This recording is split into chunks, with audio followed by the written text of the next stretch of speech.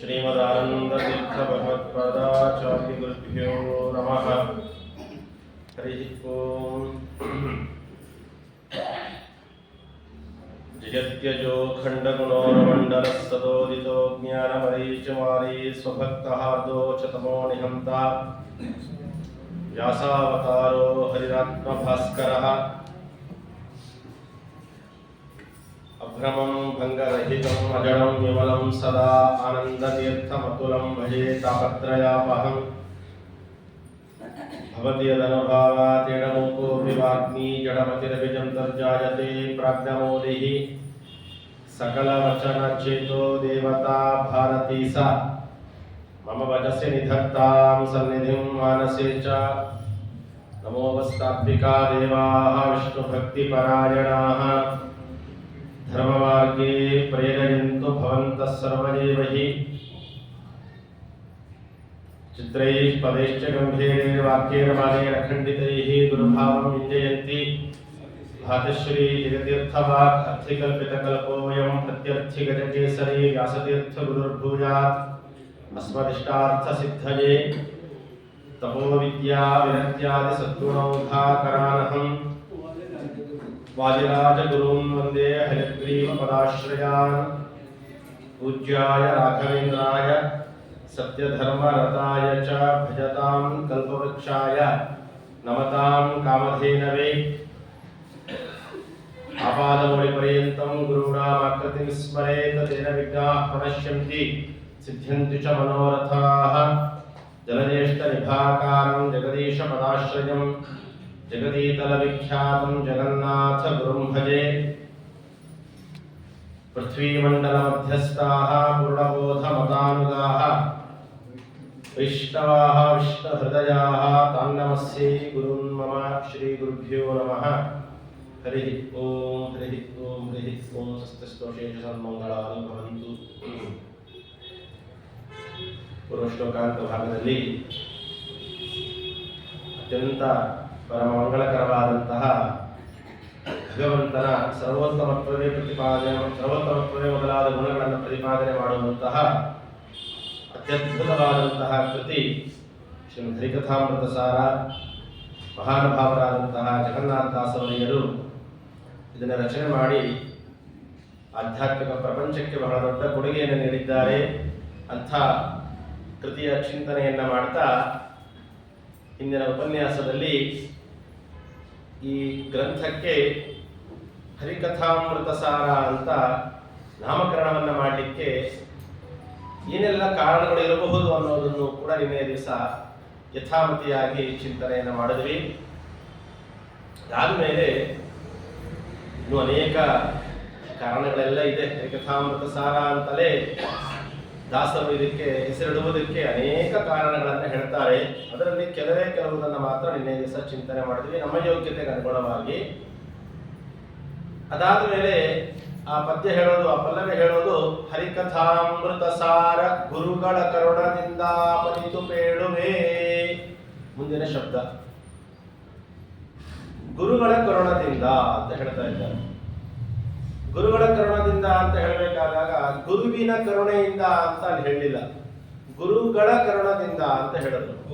ಬಹುವಚನವನ್ನ ಅಲ್ಲಿ ಪ್ರಯೋಗ ಮಾಡ್ತಾ ಇದ್ದಾರೆ. ಯಾತಕ್ಕೆ ಅಂತ ಕೇಳಿದ್ರೆ, ಇದನ್ನು ತೋರಿಸಿಕೊಟ್ಟವರು ಯಾರು ಅಂತ ಹೇಳಿದರೆ, ಹೇಗಿರಬೇಕು ಗುರುಗಳನ್ನು ಸ್ಮರಣೆ ಮಾಡಬೇಕಾದಾಗ ಅಂತ ಹೇಳಿದ್ರೆ, ಆಚಾರ್ಯರ ತಂತ್ರಸಾರ ಸಂಗ್ರಹದಲ್ಲಿ ಸ್ಮೃತ್ವಾ ಗುರು ಪೂರ್ವ ಗುರು ಆದಿಗುರು ಮೂಲ ಗುರು ತಥಾ ಅಂತ ಒಂದು ಶಬ್ದವನ್ನು ಪ್ರಯೋಗ ಮಾಡ್ತಾರೆ ಆಚಾರ್ಯರು.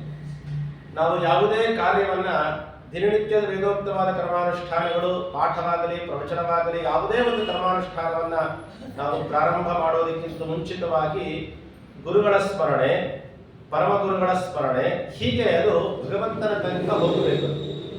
ಆ ಪ್ರಕಾರವಾಗಿ ಅದೆಲ್ಲ ಗುರುಗಳ ಸ್ಮರಣೆ ಮಾಡಿದ ಮೇಲೇನೆ ಆ ಮುಂದಿನ ಕರ್ಮಾನುಷ್ಠಾನಕ್ಕೆ ನಮಗೆ ಯೋಗ್ಯತೆ ಉಂಟಾಗತ್ತೆ. ಗುರುಗಳ ಸ್ಮರಣೆಯನ್ನು ಮಾಡದೆ ಹೋದರೆ ಯಾವ ಯೋಗ್ಯತೆ ನಮಗೆ ಉಂಟಾಗೋದಿಲ್ಲ ಅನ್ನೋದನ್ನ ತೋರಿಸೋದಕ್ಕಾಗಿ ತಂತ್ರಸಾರ ಸಂಗ್ರಹದಲ್ಲಿ ಆಚಾರ್ಯರು ತಿಳಿಸ್ತಾರೆ. ಯಾರವರು ಅಂತ ಹೇಳಿದ್ರೆ ನಾವು ಹೇಳ್ತಿರ್ತೀವಿ, ಶ್ರೀ ಗುರುಭ್ಯೋ ನಮಃ, ನಮ್ಮ ಸ್ವರೂಪೋದ್ಧಾರಕರಾದಂತಹ ನಮ್ಮ ಗುರುಗಳು, ಪರಮ ಗುರುಭ್ಯೋ ನಮಃ, ಅವರ ಗುರುಗಳು, ಅದು ನಮಗೆ ಪರಮ ಗುರುಗಳಾಗಿರ್ಬೇಕು. ಅದಾದ ಮೇಲೆ ನೋಡ್ರಿ, ಸ್ಮೃತ್ವಾ ಗುರುಂ, ಪೂರ್ವ ಗುರುಂ ಅಂದ್ರೆ ಅವರ ಗುರುಗಳು. ಅದಾದ್ಮೇಲೆ ಆದಿಗುರು ಮೂಲ ಗುರುಗಳಾದಂತಹ ಶ್ರೀಮದ್ ಆನಂದ ತೀರ್ಥ ಭಗವತ್ಪಾದಾಚಾರ್ಯ ಗುರುಭ್ಯೋ ನಮಃ. ಅದಾದ್ಮೇಲೆ ವೇದವ್ಯಾಸಾಯ ನಮಃ, ಭಾರತ್ಯೈ ನಮಃ, ಸರಸ್ವತ್ಯೈ ನಮಃ, ವಾಯವೇ ನಮಃ, ಬ್ರಹ್ಮಣೇ ನಮಃ, ಮಹಾಲಕ್ಷ್ಮೀ ನಮಃ, ನಾರಾಯಣಾಯ ನಮಃ, ಏಕಾದಶ ಸ್ಥಾನ ಮಂತ್ರ ಪ್ರತಿಪಾದ್ಯ ದೇವತಾಭ್ಯೋ ನಮಃ, ಮೋಕ್ಷಪ್ರದ ಶ್ರೀ ವಾಸುದೇವಾಯ ನಮಃ. ದ್ವಾದಶ ಗುರುಗಳು, 12 ಜನ ಗುರುಗಳ ಸ್ಮರಣೆ ಮಾಡಬೇಕು ನಾವು. ಇದರಲ್ಲಿ ಭಗವಂತನು ಇದ್ದಾರೆ, ಲಕ್ಷ್ಮೀ ದೇವಿಯರು ಇದ್ದಾರೆ, ಭಗವಂತನ ಮೂಲ ರೂಪವೂ ಇದೆ, ಅವತಾರ ರೂಪವಾದಂತಹ ವೇದವ್ಯಾಸ ದೇವರ ರೂಪವೂ ಇದೆ. ಅದಾದ್ಮೇಲೆ ಬ್ರಹ್ಮವಾಯುಗಳು, ಅದಾದ ಮೇಲೆ ವಿಶೇಷವಾಗಿ ಸರಸ್ವತಿ ಭಾರತೀಯರು, ಅದಾದ ಮೇಲೆ ಮತ್ತೆ ವಾಯುದೇವರ ಅವತಾರಭೂತರಾದ ಆನಂದ ತೀರ್ಥರು, ಅದಾದ ಮೇಲೆ ಹೀಗೆ ನಮ್ಮ ಪರಮ ಗುರುಗಳು, ನಮ್ಮ ಗುರುಗಳು. ಒಟ್ಟು 12 ಜನರನ್ನ ಪ್ರತಿನಿತ್ಯ ನಾವು ಸ್ತೋತ್ರ ಮಾಡಲೇಬೇಕು, ಸ್ಮರಣೆ ಮಾಡಲೇಬೇಕು. ಸ್ತ್ರೀಯರು ಕೂಡ ಗುರುಮಂತ್ರ ಪ್ರಾರಂಭ, ಕೃಷ್ಣ ಮಂತ್ರ ಪ್ರಾರಂಭ ಮಾಡಬೇಕಾದಾಗ ದಿನಕ್ಕೆ 1 ಬಾರಿಯಾದರೂ, ಹಾಗಾಗಿ ನಾವು ಕರ್ಮಾನುಷ್ಠಾನ ಮಾಡ್ತಿರ್ತೀವಿ, ಕಡೆ ಪಕ್ಷ ದಿನದ ಪ್ರಾರಂಭದಲ್ಲಿ ನಾವು ಏನಾದರೂ ಶುರು ಮಾಡ್ತಾ ಇರ್ತೀವಲ್ಲ, ಆಗಲಾದರೂ ಕನಿಷ್ಠ ಪಕ್ಷ ಒಮ್ಮೆ ಆದರೂ ಕೂಡ 12 ಜನ ಗುರುಗಳ ಸ್ಮರಣೆ ಮಾಡಲಿಕ್ಕೇ ಬೇಕು ಅನ್ನೋ ಒಂದು ಆಚಾರ್ಯರ ಸಿದ್ಧಾಂತಕ್ಕೆ ಅನುಗುಣವಾಗಿ ಎಲ್ಲ ಗುರುಗಳನ್ನ ಸ್ಮರಣೆಗೆ ತಂದುಕೊಂಡು ಜಗನ್ನಾಥದಾಸರು ಗುರುಗಳ ಕರುಣದಿಂದ ಅಂತ ಒಂದು ಅನುಸಂಧಾನ. ಇದು ಒಂದು. ಇನ್ನೊಂದು, ಹರಿಕಥಾಮೃತ ಸಾರವನ್ನ ನಿಜವಾಗಲೂ ಹೇಳಲಿಕ್ಕೆ ಸಮರ್ಥರು ಯಾರು ಅಂತ ಕೇಳಿದ್ರೆ ವಾಯುದೇವರಷ್ಟೇ ಸಮರ್ಥರು. ವಾಯುದೇವರಷ್ಟೇ ಸಮರ್ಥರು, ಇನ್ಯಾರು ಸಮರ್ಥ ನಿಜವಾಗಲೂ ಹೇಳಲಿಕ್ಕೆ ಸಾಧ್ಯ ಇಲ್ಲ, ಯಥಾರ್ಥವಾಗಿ ಹೇಳಲಿಕ್ಕೆ ಸಾಧ್ಯ ಇಲ್ಲವೇ ಇಲ್ಲ. ಕಲಿಯ ಆವೇಶವನ್ನ ಪಡೆಯದಂತಹ, ಕಲಿಯ ಆವೇಶವೇ ಇಲ್ಲದೆ ಇರುವಂತಹ ಗುರುಗಳು, ಏಕೈಕ ಗುರುಗಳು ಅಂದ್ರೆ 32 ಸಂಲಕ್ಷಣಗಳಿಂದ ಕೂಡಿದಂತಹ ವಾಯುದೇವರು, ಶ್ರೀಮದ್ ಆಚಾರ್ಯರು ಮಾತ್ರ ಭಗವಂತನ ಕಥೆಯ ಸಾರವನ್ನ ಹೇಳಲಿಕ್ಕೆ ಸಮರ್ಥರಾದ ಕಾರಣ, ಗುರುಗಳ ಕರುಣದಿಂದ ಅಂದ್ರೆ ಶ್ರೀಮದ್ ಆಚಾರ್ಯರ ಕಾರುಣ್ಯದಿಂದ ನಾನು ಹೇಳ್ತಾ ಇದ್ದೇನೆ. ಅಲ್ಲ, ಶ್ರೀಮದ್ ಆಚಾರ್ಯರ ಕರುಣೆಯಿಂದ ಅಂತ ಪ್ರತ್ಯೇಕವಾಗಿ ಹೇಳಿದೆ. ಗುರುಗಳ ಅನ್ನುವ ಶಬ್ದವನ್ನು ಯಾಕಿಟ್ರು ಅಲ್ಲಿ ಅಂತ ಕೇಳಿದ್ರೆ, ಹರಿಕಥಾಮೃತ ಸಾರ ಆನಂದ ತೀರ್ಥರ ಕರುಣದಿಂದ ಪರಿತು ಬೇಡುವೆ ಅಂತ ಹೇಳೋದನ್ನ, ಗುರುಗಳ ಅನ್ನುವ ಶಬ್ದವನ್ನು ಇಡೋದ್ರಿಂದ ಹಿಂದೆ ಹೇಳಿದ ಕ್ರಮವೂ ಅನುಸಾರ ಮಾಡ್ದಂಗಾಯ್ತು, ಅನುಕರಣೆ ಮಾಡ್ದಂಗಾಯ್ತು. ಗುರು ಅನ್ನುವ ಶಬ್ದಕ್ಕೆ ನಿಜವಾಗಲೂ 2 ಅರ್ಥ, ಒಂದು ಭಾರ ಅಂತ ಅರ್ಥ, ಇನ್ನೊಂದು ನಮ್ಮನ್ನ ಭಗವಂತನ ಹತ್ತಿರ ಕರೆದೊಯ್ಯುವವ ಅಂತ ಅರ್ಥ. ಹಾಗೆ ಭಗವಂತನ ಹತ್ತಿರ ನಮ್ಮನ್ನ ಕರೆದೊಯ್ಯುವವರು ಯಾರು? ಶ್ರೀಮದ್ ಆಚಾರ್ಯರು. ಅಂಥ ಭಾರವನ್ನ ಕಳೆದು ಭಗವಂತನ ಹತ್ತಿರ ನಮ್ಮನ್ನ ಕರೆದೊಯ್ಯುವಂತಹ 32 ಸಂಲಕ್ಷಣಗಳಿಂದ ಕೂಡಿದವರಿಗೆ ಮಾತ್ರ ಗುರು ಅನ್ನುವ ಶಬ್ದ ಕೂಡತ್ತೆ ಅನ್ನೋದು ಇದೇ ತಂತ್ರಸಾರ ಸಂಗ್ರಹದಲ್ಲಿ ಆಚಾರ್ಯರು ತಿಳಿಸಿದ್ದಾರೆ. ಕಾರಣ, ಗುರುಗಳು ಅಂತ ಹೇಳಿದರೆ ಅದು ಶ್ರೀಮದ್ ಆಚಾರ್ಯರೇ ಅನ್ನೋದು ಜಗತ್ತಿಗೆ ಗೊತ್ತಾಗಲಿ ಅನ್ನುವ ಕಾರಣಕ್ಕೋಸ್ಕರ ಗುರುಗಳ ಅನ್ನುವ ಶಬ್ದವನ್ನು ಇಟ್ಟರು. ಇನ್ನು ಅಲ್ಲಿಂದ ಪ್ರಾರಂಭ ಮಾಡಿಕೊಂಡು ಪದ್ಮನಾಭ ತೀರ್ಥರಿಂದ ಪ್ರಾರಂಭ ಮಾಡಿಕೊಂಡು ಇವರ ಸಾಕ್ಷಾತ್ ಗುರುಗಳಾದಂತಹ ಗೋಪಾಲದಾಸರು, ವಿಜಯದಾಸರ ತನಕವೂ ಕೂಡ ಎಲ್ಲ ಗುರುಗಳು ಅವರೆಲ್ಲರ ಅನುಗ್ರಹದಿಂದ, ಅವರೆಲ್ಲರ ಕಾರುಣ್ಯದಿಂದ ನಾನು ಹೇಳ್ತಾ ಇದ್ದೇನೆ ಅನ್ನೋದನ್ನು ತಿಳಿಸೋದಕ್ಕೋಸ್ಕರ ಕೂಡ ಗುರುಗಳ ಶಬ್ದವನ್ನು ಅಲ್ಲಿಟ್ಟಿದ್ದಾರೆ. ಆದಿಗುರುಗಳು, ಮೂಲ ಗುರುಗಳು ಶ್ರೀಮದಾಚಾರ್ಯ. ಹಾಗಾಗಿ ಅದು ಒಂದು ಚಿಂತನೆ. ಇನ್ನೊಂದು, ಗುರುಗಳ ಅನ್ನೋದಕ್ಕಾಯ್ತು. ಗುರುಗಳ ಕಾರುಣ್ಯದಿಂದ, ಗುರುಗಳ ಕರುಣದಿಂದ ಪನಿತು ಬೇಡುವೆ ಅಂತ ಹೇಳಿದ್ರು. ಈ ಕರುಣದಿಂದ ಅನ್ನೋದನ್ನ ಯಾಕೆ ಅಲ್ಲಿ ಹೈಲೈಟ್ ಮಾಡಿದ್ರು ಅಂತಂದ್ರೆ, ಇಲ್ಲಿ ಗುರುಗಳ ಅನ್ನುವ ಶಬ್ದವನ್ನು ಹೇಳೋದ್ರಿಂದ ಶ್ರೀಮದಾಚಾರ್ಯರ ನಾಮಕರಣ ಮಾಡಿದ್ರು. ಕರುಣದಿಂದ ಅಂತ ಹೇಳಬೇಕಾದಾಗ ಟೀಕಾಕೃತ್ಪಾದ ನಾಮಕರಣ ಮಾಡ್ತಾ ಇದ್ದಾರೆ. ಶ್ರೀಮತ್ ಪೂರ್ಣ ಪ್ರಮತಿ ಗುರು ಕಾರುಣ್ಯ ಸರಣಿಂ ಪ್ರಪನ್ನಾಹ. ನ್ಯಾಯಸುಧೆಯಲ್ಲಿ ಹೇಳಬೇಕಾದಾಗ ಟೀಕಾಕೃತ್ಪಾದರು ಗುರುಗಳ ಕಾರುಣ್ಯದ ಸರಣಿಯಿಂದ ನಾನು ಮುಂದೆ ಹೇಳಲಿಕ್ಕೆ ಪ್ರಯತ್ನ ಪಡ್ತೇನೆ ಅಂತ ಹೇಳ್ತಾರೆ ಟೀಕಾಕೃತ್ಪಾದರು. ಇದು ಗುರುಗಳ ಕರುಣೆ ಇದ್ದರೆ ಮಾತ್ರ ನಾವು ಇಂಥದ್ದನ್ನ ಪ್ರಾರಂಭ ಮಾಡಲಿಕ್ಕೆ ಅಥವಾ ಹೇಳಲಿಕ್ಕೆ ಅಥವಾ ಮುಗಿಸ್ಲಿಕ್ಕೆ ಸಾಧ್ಯ ಹೊರತು ಗುರುಗಳ ಕರುಣೆ ಇಲ್ಲ ಅಂತ ಹೇಳಿದ್ರೆ ಸರ್ವಾತ್ಮನ ಸಾಧ್ಯ ಇಲ್ಲ.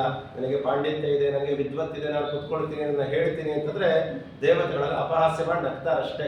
ನಿಂತಲ್ಲಿ ನೀನೇನು ಹೇಳ್ತೀಯಾ, ಗುರುಗಳು ಒಂದು ಒಳಗಿದ್ದು ಹೇಳಿಸಿದ್ರೆ 2 ಅಕ್ಷರ ಬಾಯಿ ಬಿಡಿಸಿದ್ರೆ ಉಂಟು, ಇಲ್ಲ ಅಂದ್ರೆ ಬಾಯಿ ಬಿಡ್ಲಿಕ್ಕಾಗಲ್ಲ, ಬಾಯಿ ಬಿಡ್ಕೊಂಡು ಕುತ್ಕೋಬೇಕಾಗತ್ತೆ ಅಷ್ಟೇ. ಬಿಟ್ರೆ ಗುರುಗಳ ಕರುಣೆಯೇ ಪ್ರಧಾನವಾದಂತಹದ್ದು, ನಮಗೆ ಶ್ರೇಷ್ಠವಾದದ್ದು.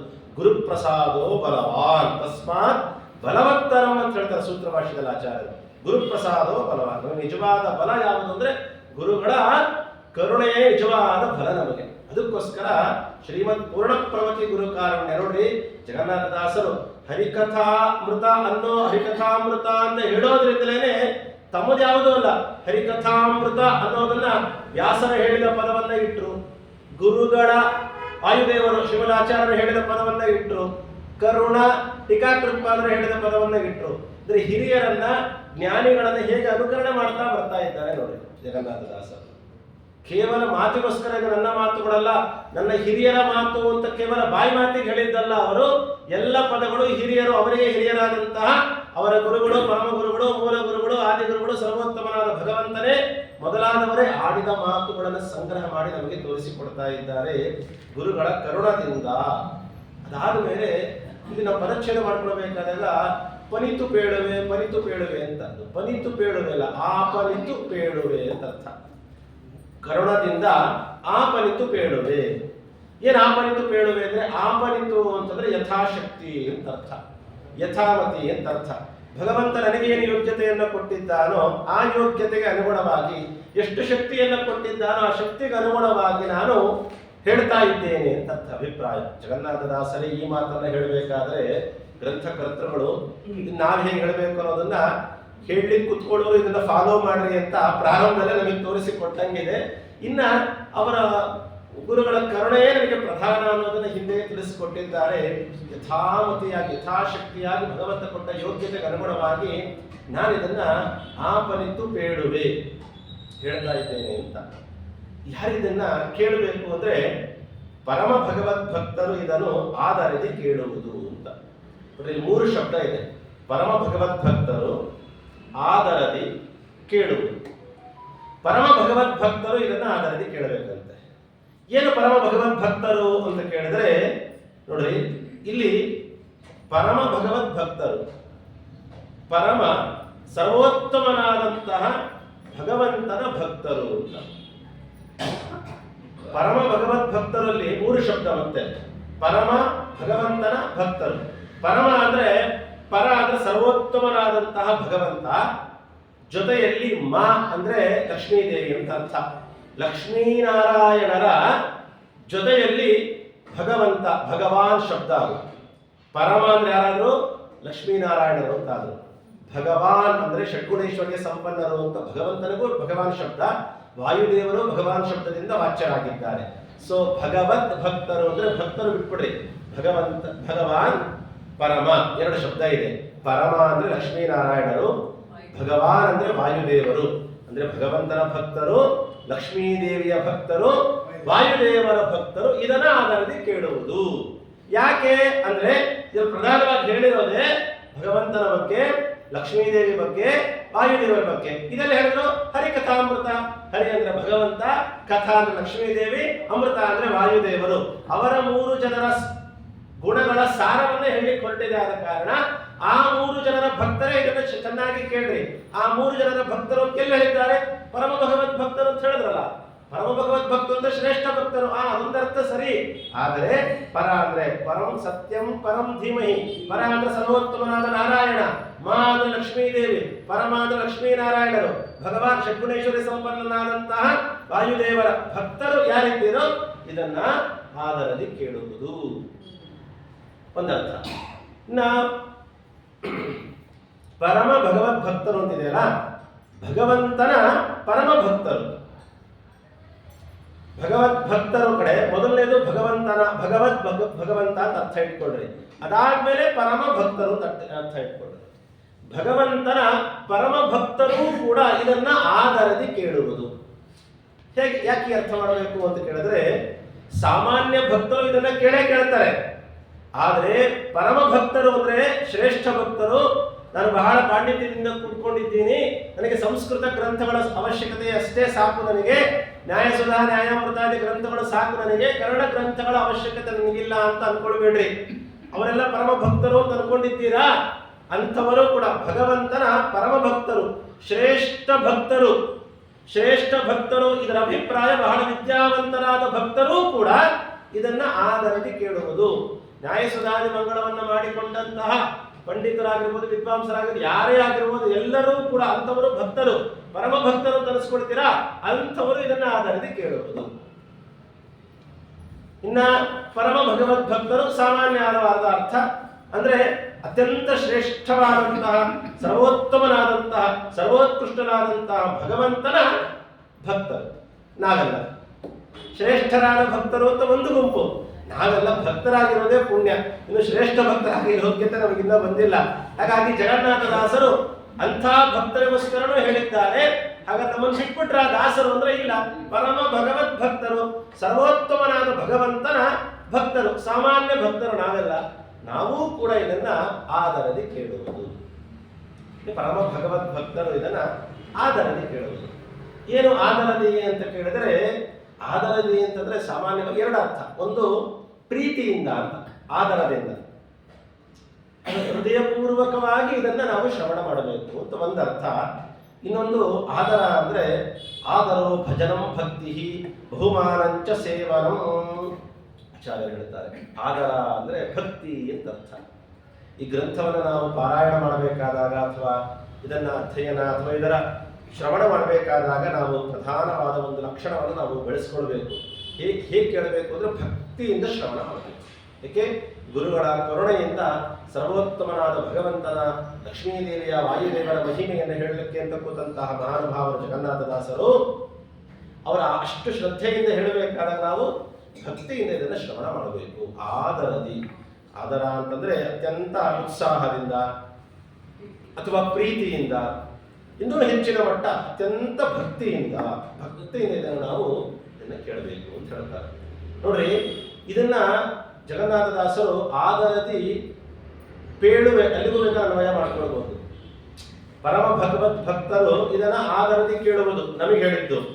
ಗುರುಗಳ ಕರುಣದಿಂದ ಆಪನಿತು ಆದರದಿ ಪೇಳುವೆ ಅಲ್ಲಿಗೂ ಬೇಕಾದ್ರೆ ಅನ್ವಯ ಮಾಡ್ಕೊಳ್ರಿ. ಗುರುಗಳ ಕರುಣದಿಂದ ಯಥಾಮತಿಯಾಗಿ ಶ್ರದ್ಧೆಯಿಂದ ಭಕ್ತಿಯಿಂದ ಹೇಳ್ತಾ ಇದ್ದೇನೆ. ಏನೋ ಕಾಟಾಚಾರಕ್ಕೆ ನನಗೆ ಕೀರ್ತಿ ಬರಬೇಕು ಅಂತ ಬರೀತಾ ಇಲ್ಲ ಈ ಗ್ರಂಥವನ್ನ, ಮತ್ತೆ ಭಕ್ತಿಯಿಂದ ಕೇಳುವೆ ನಾನು. ನೀವು ಕೂಡ ಅದೇ ರೀತಿಯಾದ ಭಕ್ತಿಯಿಂದ ಕೇಳುವುದು. ಇದನ್ನೆಲ್ಲಿ ಬೇಕಾದ್ರೆ ಅನ್ವಯ ಮಾಡ್ಕೊಳ್ಬಹುದು. ಹೀಗೆ ಇಲ್ಲಿಗೆ ಪರಮ ಭಗವದ್ ಭಕ್ತರಾಯಿತು, ಆದರದೇ ಆಯಿತು, ಕೇಳುವುದು. ನೋಡ್ರಿ, ಇಲ್ಲಿ ಕೇಳುವುದು ಅನ್ನೋ ಶಬ್ದ ಹೇಳೋದ್ರಿಂದ ಇಂಥ ಒಳ್ಳೆ ಅನುಸಂಧಾನವನ್ನ ಕೊಡ್ತಾರೆ ದಾಸರು ನಮಗೆ ಅಂತ ಹೇಳಿದ್ರೆ, ನಮಗೆ ಜಗನ್ನಾಥ ದಾಸರು ಇಲ್ಲಿ ಆರ್ಡರ್ ಮಾಡ್ತಾ ಇಲ್ಲ. ಪಾಪ ಕೇಳ್ರಿ, ಕೇಳು ಉದ್ಧಾರ ಆಗ್ರಿ, ದಾರ್ಢ್ಯತೆ ಅಥವಾ ಇನ್ಯಾವುದೋ ಇಲ್ಲ. ಅವರ ಶಬ್ದದಿಂದ ಕೇಳುವುದು, ಕೇಳೋದ್ರಿಂದ ನಿಮಗೆ ಇದರಿಂದ ಒಳ್ಳೇದಾಗತ್ತೆ. ಕೇಳ್ರಿ, ಕೇಳೋದ್ರಿಂದ ನಿಮಗೆ ಭಗವಂತನ ಅನುಗ್ರಹವಾಗತ್ತೆ ಅನ್ನೋದನ್ನು ನಮಗೆ ದಾಸರು ಆ ಕೇಳುವುದು ಅನ್ನೋದ್ರಿಂದ ಕೇಳಿ ಕೆಲವು ಕಡೆ ಬರ್ತಾರೆ, ಕೆಲವು ಕಡೆ ಬರೆದಿರ್ತಾರೆ ಕನ್ನಡ ಸಾಹಿತ್ಯದಲ್ಲಿ ಕೇಳು ಉದ್ಧಾರ ಆಗ್ರಿ, ಕೇಳದಿದ್ರೆ ಹಾಳಾಗಿ ಹೋಗ್ತೀರಾ, ಹೀಗೆಲ್ಲ ಹೇಳೋ ಪ್ರಸಂಗಗಳು ಕೆಲವು ಕಡೆ ಹೇಳ್ತಾರೆ. ಆದ್ರೆ ಈ ಗ್ರಂಥವನ್ನ ಬರೀಬೇಕಾದಾಗ ದಾಸರ ಅಭಿಪ್ರಾಯ ಹೇಗಿದೆ ಅಂತಂದ್ರೆ, ಬಹಳ ಶ್ರದ್ಧೆಯಿಂದ ಹೇಳ್ತಾ ಇದ್ದೀನಿ, ಗುರುಗಳ ಕರುಣೆಯಿಂದ ಹೇಳ್ತಾ ಇದ್ದೀನಿ ಅಂತ ಅತ್ಯಂತ ಪರಮ ಭಗವದ್ ಭಕ್ತರಾದ ನೀವೆಲ್ಲರೂ ಕೂಡ ಅತ್ಯಂತ ಪ್ರೀತಿಯಿಂದ ಭಕ್ತಿಯಿಂದ ದಯಮಾಡಿದ್ದನ್ನ ಕೇಳ್ರಿ. ಕೇಳುವುದು ಕ್ರಿಯಾಪದ, ಕೇಳುವುದು ಕ್ರಿಯಾಪದ ಯಾಕೆ ಅಂತಂದ್ರೆ ಇದನ್ನ ನಿಮ್ಮ ಕ್ರಿಯೆಯಲ್ಲಿ ಬಳಸಿಕೊಳ್ಳಿ, ದಿನನಿತ್ಯದ ಕ್ರಿಯೆಯಲ್ಲಿ ಬಳಸಿಕೊಳ್ಳಿ ಅನ್ನೋದಕ್ಕೋಸ್ಕರ ಕ್ರಿಯಾಪದವನ್ನು ಇಟ್ಟಿದ್ದಾರೆ. ಅವರ ಭಾವ ನಮಗೆ ಗಮನಿಸಬೇಕಾಗಿತ್ತು. ಕೇಳುವುದು ಅನ್ನುವುದರಿಂದ ಕೆಲವು ಸತಿ ರಾಗ, ಸ್ವರ, ಭಾವ, ಅಕ್ಷರಗಳು ಎಲ್ಲದನ್ನು ನಾವು ಗಮನಿಸಬೇಕಾಗತ್ತೆ. ಹೌದಲ್ಲ? ಎಲ್ಲದಕ್ಕೂ ಅರ್ಥ ಉಂಟಲ್ವಾ? ಬಂದ್ರ ಬರ್ರಿ ಅಂದ್ರೆ ಸಂತೋಷ ಆಗಿದೆ ಅವರಿಗೆ ಅಂತ, ಓ ಬಂದ್ರ ಬರ್ರಿ. ಅದೇ ಶಬ್ದ ರಾಗ ವ್ಯತ್ಯಾಸ ಆಗಿದೆ, ಅರ್ಥ ವ್ಯತ್ಯಾಸ ಆಯಿತು. ಒಂದೇ ಶಬ್ದವನ್ನ ಹೇಳುವುದರಲ್ಲೂ ಕೂಡ ನಮಗೆ ಅವರ ಮನಸ್ಸು ಎಂಥ ಯಾವ ಭಾವನೆಯಲ್ಲಿ ಕೂಡಿಕೊಂಡಿದೆ ಅನ್ನೋದು ಗೊತ್ತಾಗತ್ತೆ. ಕೇಳುವುದು ಕ್ರಿಯೆಯಲ್ಲಿ ನಿಮ್ಮ ದಿನನಿತ್ಯದ ಕ್ರಿಯೆಯಲ್ಲಿ ಈ ಕ್ರಿಯೆಯನ್ನು ನೀವು ಇಟ್ಟುಕೊಳ್ಳ್ರಿ, ಕೇಳುವುದರಿಂದ ನಿಮಗೆ ಬಹಳ ಒಳ್ಳೆಯದಾಗತ್ತೆ. ಎಲ್ಲ ಅನುಸಂಧಾನದಿಂದ ಜಗನ್ನಾಥದಾಸರು ಪರಮ ಭಗವದ್ಭಕ್ತರು ಇದನ್ನ ಆದರದಿ ಕೇಳುವುದು, ಆದರದಿ. ಅದಕ್ಕೆ ಒಟ್ಟಾರೆ ಹೇಳಬೇಕಾದಾಗ ಹರಿಕಥಾಮೃತ ಸಾರ ಗುರುಗಳ ಕರುಣದಿಂದ ಮನಿತು ಪೇಳುವೆ ಪರಮ ಭಗವದ್ಭಕ್ತರಿದ ಆದರದಿ ಕೇಳುವುದು. ಈ ಪಲ್ಲವಿಯಲ್ಲೇ ಅದ್ಭುತವಾದಂತಹ ಸಂದೇಶಗಳನ್ನು ನಮಗೆ ದಾಸರು ಕೊಡ್ತಾ ಇದ್ದಾರೆ. ಇದರಿಂದ ನಮಗೆ ಇನ್ನೊಂದು ಗೊತ್ತಾಯಿತು, ಏನು ಅಂದ್ರೆ ಯಾವುದೇ ಗ್ರಂಥ ಆರಂಭಣೀಯವಾಗಬೇಕು ಅಂತಿದ್ರೆ, ಈ ಒಂದು ಗ್ರಂಥವನ್ನು ನಾವು ಅಧ್ಯಯನ ಮಾಡಬೇಕು ಅಂತ ನಾವು ಕೂತ್ರೆ ಅಥವಾ ಶ್ರವಣ ಮಾಡಬೇಕು ಅಂತ ಕೂತ್ರೆ, ಶಾಸ್ತ್ರದಲ್ಲಿ ಒಂದು ಮಾತು ಬರುತ್ತೆ, ಆ ಗ್ರಂಥಕ್ಕೆ ಅನುಬಂಧ ಚತುಷ್ಟಯಗಳು ಅಂತ 4 ಇರಬೇಕು ಅಂತ ಹೇಳ್ತಾರೆ. ಯಾವುದು ಅಂತ ಹೇಳಿದ್ರೆ ವಿಷಯ, ಪ್ರಯೋಜನ, ಮತ್ತೆ ನಮಗೆ ಅದರ ಸಂಬಂಧ, ಮತ್ತೆ ವಿಶೇಷವಾದಂತಹದ್ದು ಅಧಿಕಾರಿ ಅಂತ. ಅಧಿಕಾರಿ, ವಿಷಯ, ಪ್ರಯೋಜನ, ಸಂಬಂಧ ಅಂತ 4. ಈ 4 ಕೂಡಿಕೊಂಡಿದ್ದರೆ ಆ ಗ್ರಂಥದಲ್ಲಿ ಅದನ್ನು ನಾವು ಆಶ್ರಯ ಮಾಡಬೇಕು.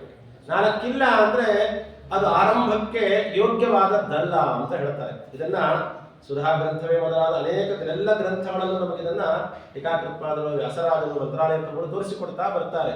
ಹಾಗಾದ್ರೆ ಇದರಲ್ಲಿ ಅನುಬಂಧ ಚತುಷ್ಟಯಗಳು 4 ಎಲ್ಲಿದೆ ಅಂತ ಕೇಳಿದ್ರೆ, ಅಧಿಕಾರಿ ಅಂದ್ರೆ ಯಾರು ಗೊತ್ತಾ? ಅಧಿಕಾರಿ ಅಂದ್ರೆ ಯಾರು ಈ ಗ್ರಂಥವನ್ನ ಅಧ್ಯಯನ ಮಾಡಬೇಕು ಅವರೇ ಅಧಿಕಾರಿಗಳು. ಇದನ್ನ ಎಲ್ಲಿ ಹೇಳಿದ್ದಾರೆ ಅಂದ್ರೆ ಈ ಪಲ್ಲವಿಯಲ್ಲೇ ಹೇಳಿದ್ದಾರೆ. ಎಲ್ಲಿ ಹೇಳಿದ್ದಾರೆ? ಪರಮ ಭಗವದ್ಭಕ್ತರು ಅನ್ನೋ ಶಬ್ದ ಇಟ್ಟರಲ್ಲ, ಈ ಗ್ರಂಥಕ್ಕೆ ಯಾರು ಅಧಿಕಾರಿಗಳು?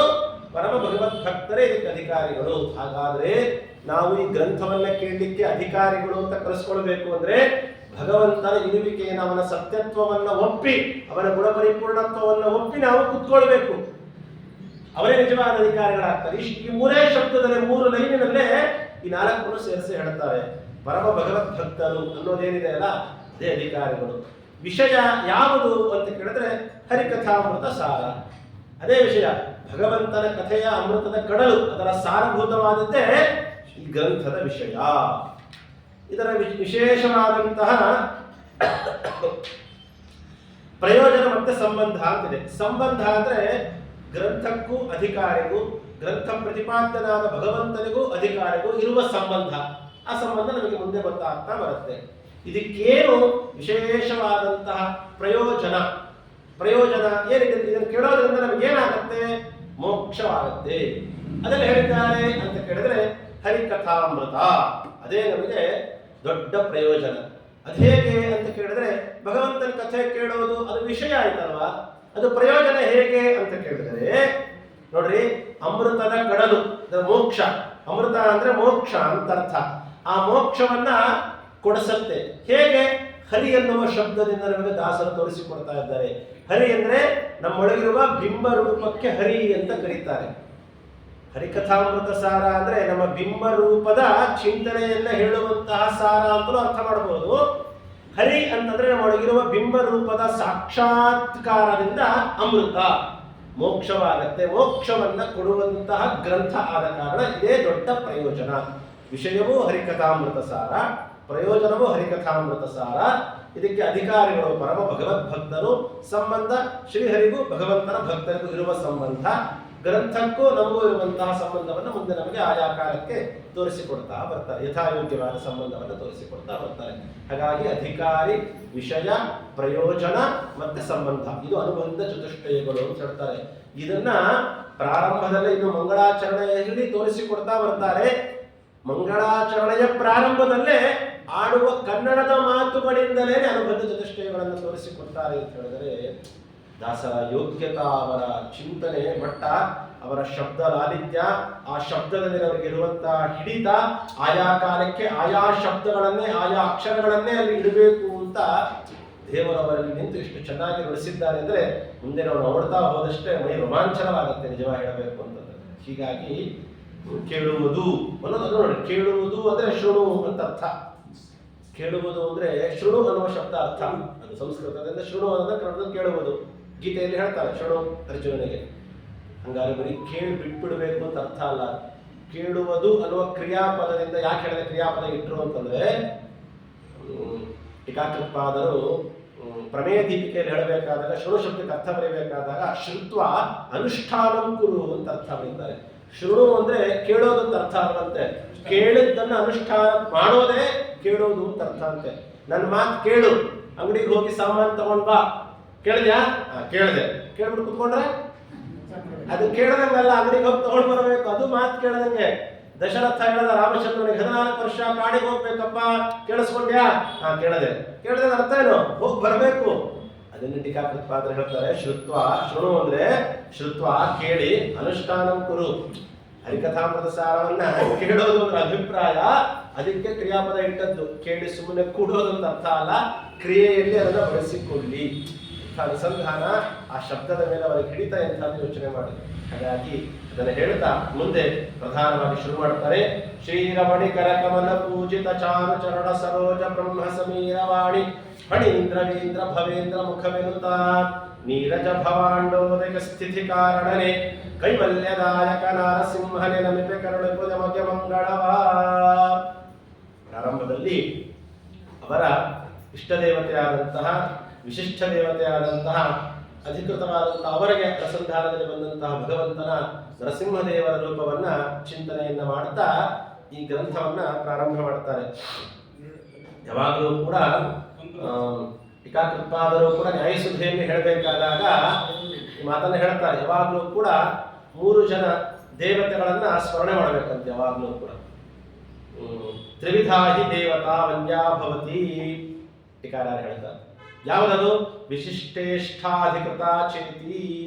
ಒಂದು ವಿಶಿಷ್ಟ ದೇವತೆ, ಇಷ್ಟ ದೇವತೆ, ಅಧಿಕೃತವಾದಂತಹ ಗ್ರಂಥ ಪ್ರತಿಪಾದ್ಯ ದೇವತೆ. ಈ 3 ಕೂಡ ದಾಸವರೇಣ್ಯರಾದಂತಹ ಜಗನ್ನಾಥದಾಸರು ನರಸಿಂಹದೇವರೇ ಇದಕ್ಕೆ ನನ್ನ ಇಷ್ಟ ದೇವತೆ, ವಿಶಿಷ್ಟ ದೇವತೆ, ಈ ಗ್ರಂಥ ಪ್ರತಿಪಾದ್ಯವಾದ ದೇವತೆ ಅಂತ ಸೂಚನೆ ಕೊಡ್ತಾ ಇದ್ದಾರೆ. ನರಸಿಂಹದೇವರ ಸ್ಮರಣೆಯನ್ನ ಮಾಡ್ತಾ ನಾರಸಿಂಹನೇ ನಮಿಪೆ ಕರುಣಿಪು ನಮಗೆ ಮಂಗಳವಾ ಅಂತ ಹೇಳ್ತಾ ಇದ್ದಾರೆ. ಈ ಶ್ಲೋಕ, ಈ ಒಂದು ಪದ್ಯದಿಂದ ನಮಗೆ ಅದ್ಭುತವಾದಂತಹ ಸಂದೇಶವನ್ನ ಕೊಡ್ತಾ ಬರ್ತಾ ಇದ್ದಾರೆ. ಏನು ಅಂತ ಹೇಳಿದ್ರೆ ನೋಡಿ, ಒಟ್ಟಾರೆ ಈ ಪದ್ಯ ಶ್ರೀರಮಣಿ ಕರಕಮಲ ಪೂಜಿತ ಚಾರು ಚರಣ ಸರೋಜ ಬ್ರಹ್ಮ ಸಮೀರವಾಣಿ ಫಣೀಂದ್ರವೇಂದ್ರ ಭವೇಂದ್ರ ಮುಖವೆನುತ, ಈ ಒಂದು ಪದ್ಯದಲ್ಲಿ ಮೊದಲನೇ ಪಾದದಿಂದ ನಮಗೆ ಏನ್ ಕೊಡ್ತಾ ಇದ್ದಾರೆ ಅಂತ ಹೇಳಿದ್ರೆ, ಮೊದಲು ಮತ್ತೆ 2 ದಿನದಲ್ಲೂ ಕೂಡ ಭಗವದ್ಗೀತೆಯ ಸಾರಭೂತವಾದಂತಹ 15ನೇ ಅಧ್ಯಾಯ. ಆ 15ನೇ ಅಧ್ಯಾಯದಲ್ಲೂ ಕೂಡ ಕೃಷ್ಣ ತಾನೇ ಹೇಳ್ಕೊಳ್ತಾನೆ, ಯಸ್ಮಾಕ್ಷರಮತೀತೋಹಂ ಅಕ್ಷರಾದಪಿ ಚೋತ್ತಮಃ ಅತೋಸ್ಮಿ ಲೋಕೆ ವೇದೇ ಚ ಪ್ರಥಿತ ಪುರುಷೋತ್ತಮಃ. ನಾನು ಪುರುಷೋತ್ತಮನಾಗಿದ್ದೇನೆ ಅಂತ ಹೇಳ್ತಾರೆ. ಯಸ್ಮಾಕ್ಷರಮತೀತೋಹಂ ಅಕ್ಷರಾದಪಿ ಚೋತ್ತಮಃ. ಕ್ಷರ ಪುರುಷರಾದಂತಹ ಬ್ರಹ್ಮಾದಿ ಎಲ್ಲ ದೇವತೆಗಳು, ಜೊತೆಯಲ್ಲಿ ಅಕ್ಷರ ಪುರುಷರಾದಂತಹ ಲಕ್ಷ್ಮೀದೇವಿ, ಈ 2 ಪುರುಷರಿಂದಲೂ ಕೂಡ ನಾನು, 2 ಪುರುಷರಿಗಿಂತಲೂ ನಾನು ಉತ್ತಮನಾಗಿದ್ದೇನೆ ಅನ್ನೋದನ್ನ ತೋರಿಸಿಕೊಡೋದಕ್ಕೋಸ್ಕರನೇ ಭಗವಂತನನ್ನ ಪುರುಷೋತ್ತಮ ಅಂತ ಕರೆದಿದ್ದಾರೆ. ಅದನ್ನು ಕೃಷ್ಣನೇ ಹೇಳಿಕೊಂಡಿದ್ದಾನೆ ಗೀತೆಯಲ್ಲಿ. ಅದೇ ಅಭಿಪ್ರಾಯವನ್ನ ದಾಸರು ಈ ಪದ್ಯದಲ್ಲಿ, ಒಟ್ಟಾರೆ ಈ ಪದ್ಯದಲ್ಲಿ ಅದನ್ನ ಅಭಿಪ್ರಾಯವನ್ನು ತೋರಿಸಿಕೊಟ್ಟರು. ಹೇಗೆ ಅಂದ್ರೆ, ಶ್ರೀರಮಣಿ ಕರಕಮಲ ಪೂಜಿತ ಚಾರು ಚರಣ ಸರೋಜ, ಲಕ್ಷ್ಮೀದೇವಿಯ ಕೈ ಎಂಬ ತಾವರೆಗಳಿಂದ, ಅಂದ್ರೆ ಲಕ್ಷ್ಮೀದೇವಿಯ ಕೈಗಳಿಂದ ಭಗವಂತನ ಪಾದಗಳನ್ನು ಪೂಜೆ ಮಾಡ್ತಾಳಂತೆ. ನಾನು ನಿಮ್ಮ ಪಾದ ಪೂಜೆ ಮಾಡ್ತೀನಿ ಇದರ ಅರ್ಥ ಏನು ಗೊತ್ತಾ? ನನಗಿಂತಲೂ ನೀವು ಉತ್ತಮರು ಅಂತ ಅರ್ಥ. ನನಗಿಂತಲೂ ಉತ್ತಮರು ಅಲ್ಲದೇ ಇದ್ರೆ ನಾನು ಪಾದ ಪೂಜೆ ಯಾಕೆ ಮಾಡ್ತೀನಿ? ಹಾಗಾದ್ರೆ ಅನಾದಿ ಕಾಲದಿಂದ ಅನಂತ ಕಾಲದವರೆಗೂ ನಾನು ನಿಮ್ಮ ಪಾದವನ್ನೇ ಆಶ್ರಯ ಮಾಡಿಕೊಂಡು ಇದ್ದೇನೆ ಅನ್ನೋದು ಹೇಳೋದ್ರಿಂದಲೇ ಏನು ಗೊತ್ತಾಗ್ತಿದೆ? ನನಗಿಂತಲೂ ನೀವು ಉತ್ತಮರು. ಲಕ್ಷ್ಮೀದೇವಿಯಿಂದ ಅನಾದಿ ಕಾಲದಿಂದ ಅವಳಿಂದ ಪಾದ ಪೂಜೆಯನ್ನು ಮಾಡಿಸಿಕೊಂಡವ ಯಾರು? ಭಗವಂತ. ಹಾಗಾಗಿ ಅವನು ಅಕ್ಷರ ಪುರುಷ, ಅಕ್ಷರ ಪುರುಷನಾದಂತಹ ಲಕ್ಷ್ಮೀದೇವಿಗಿಂತಲೂ ಉತ್ತಮ ಅಂತ ಅರ್ಥ ಆಯ್ತದೆ. ಇನ್ನು ಅಕ್ಷರ ಪುರುಷರು ಯಾರು? ಬ್ರಹ್ಮದೇವರನ್ನು ಮೊದಲು ಮಾಡಿಕೊಂಡು ಎಲ್ಲ ಜೀವರಾಶಿಗಳು. ಅದನ್ನೇ ಹೇಳ್ತಾರೆ, ನೀರಜ ಭವಾಂಡೋದಯ ಸ್ಥಿತಿ ಕಾರಣನೆ ಬ್ರಹ್ಮ ಸಮೀರವಾಣಿ ಫಣೀಂದ್ರವೀಂದ್ರ ಭವೇಂದ್ರ ಮುಖವೆನುತ. ಬ್ರಹ್ಮದೇವರು, ಗರುಡದೇವರು, ಶೇಷದೇವರು, ರುದ್ರಾದಿ ದೇವತೆಗಳು, ಇಂದ್ರಾದಿ ಎಲ್ಲ ದೇವತೆಗಳಿಂದಲೂ ಕೂಡ ವಿನುತ, ವಿಶೇಷವಾಗಿ ಸ್ತುತ್ಯನಾಗಿದ್ದಾನೆ ಅನ್ನುವ ಮಾತನ್ನ ಹೇಳೋದರಿಂದ ಕ್ಷರ ಪುರುಷರಾದಂಥ ಬ್ರಹ್ಮಾದಿ ದೇವತೆಗಳಿಗಿಂತಲೂ ಉತ್ತಮನು, ಅಕ್ಷರ ಪುರುಷರಾದಂತಹ ಲಕ್ಷ್ಮೀದೇವಿಗಿಂತಲೂ ಉತ್ತಮನು ಅನ್ನುವ ಕಾರಣಕ್ಕಾಗಿ ಈ ಪದ್ಯ ನಮಗೆ ಭಗವಂತ ಪುರುಷೋತ್ತಮನಾಗಿದ್ದಾನೆ.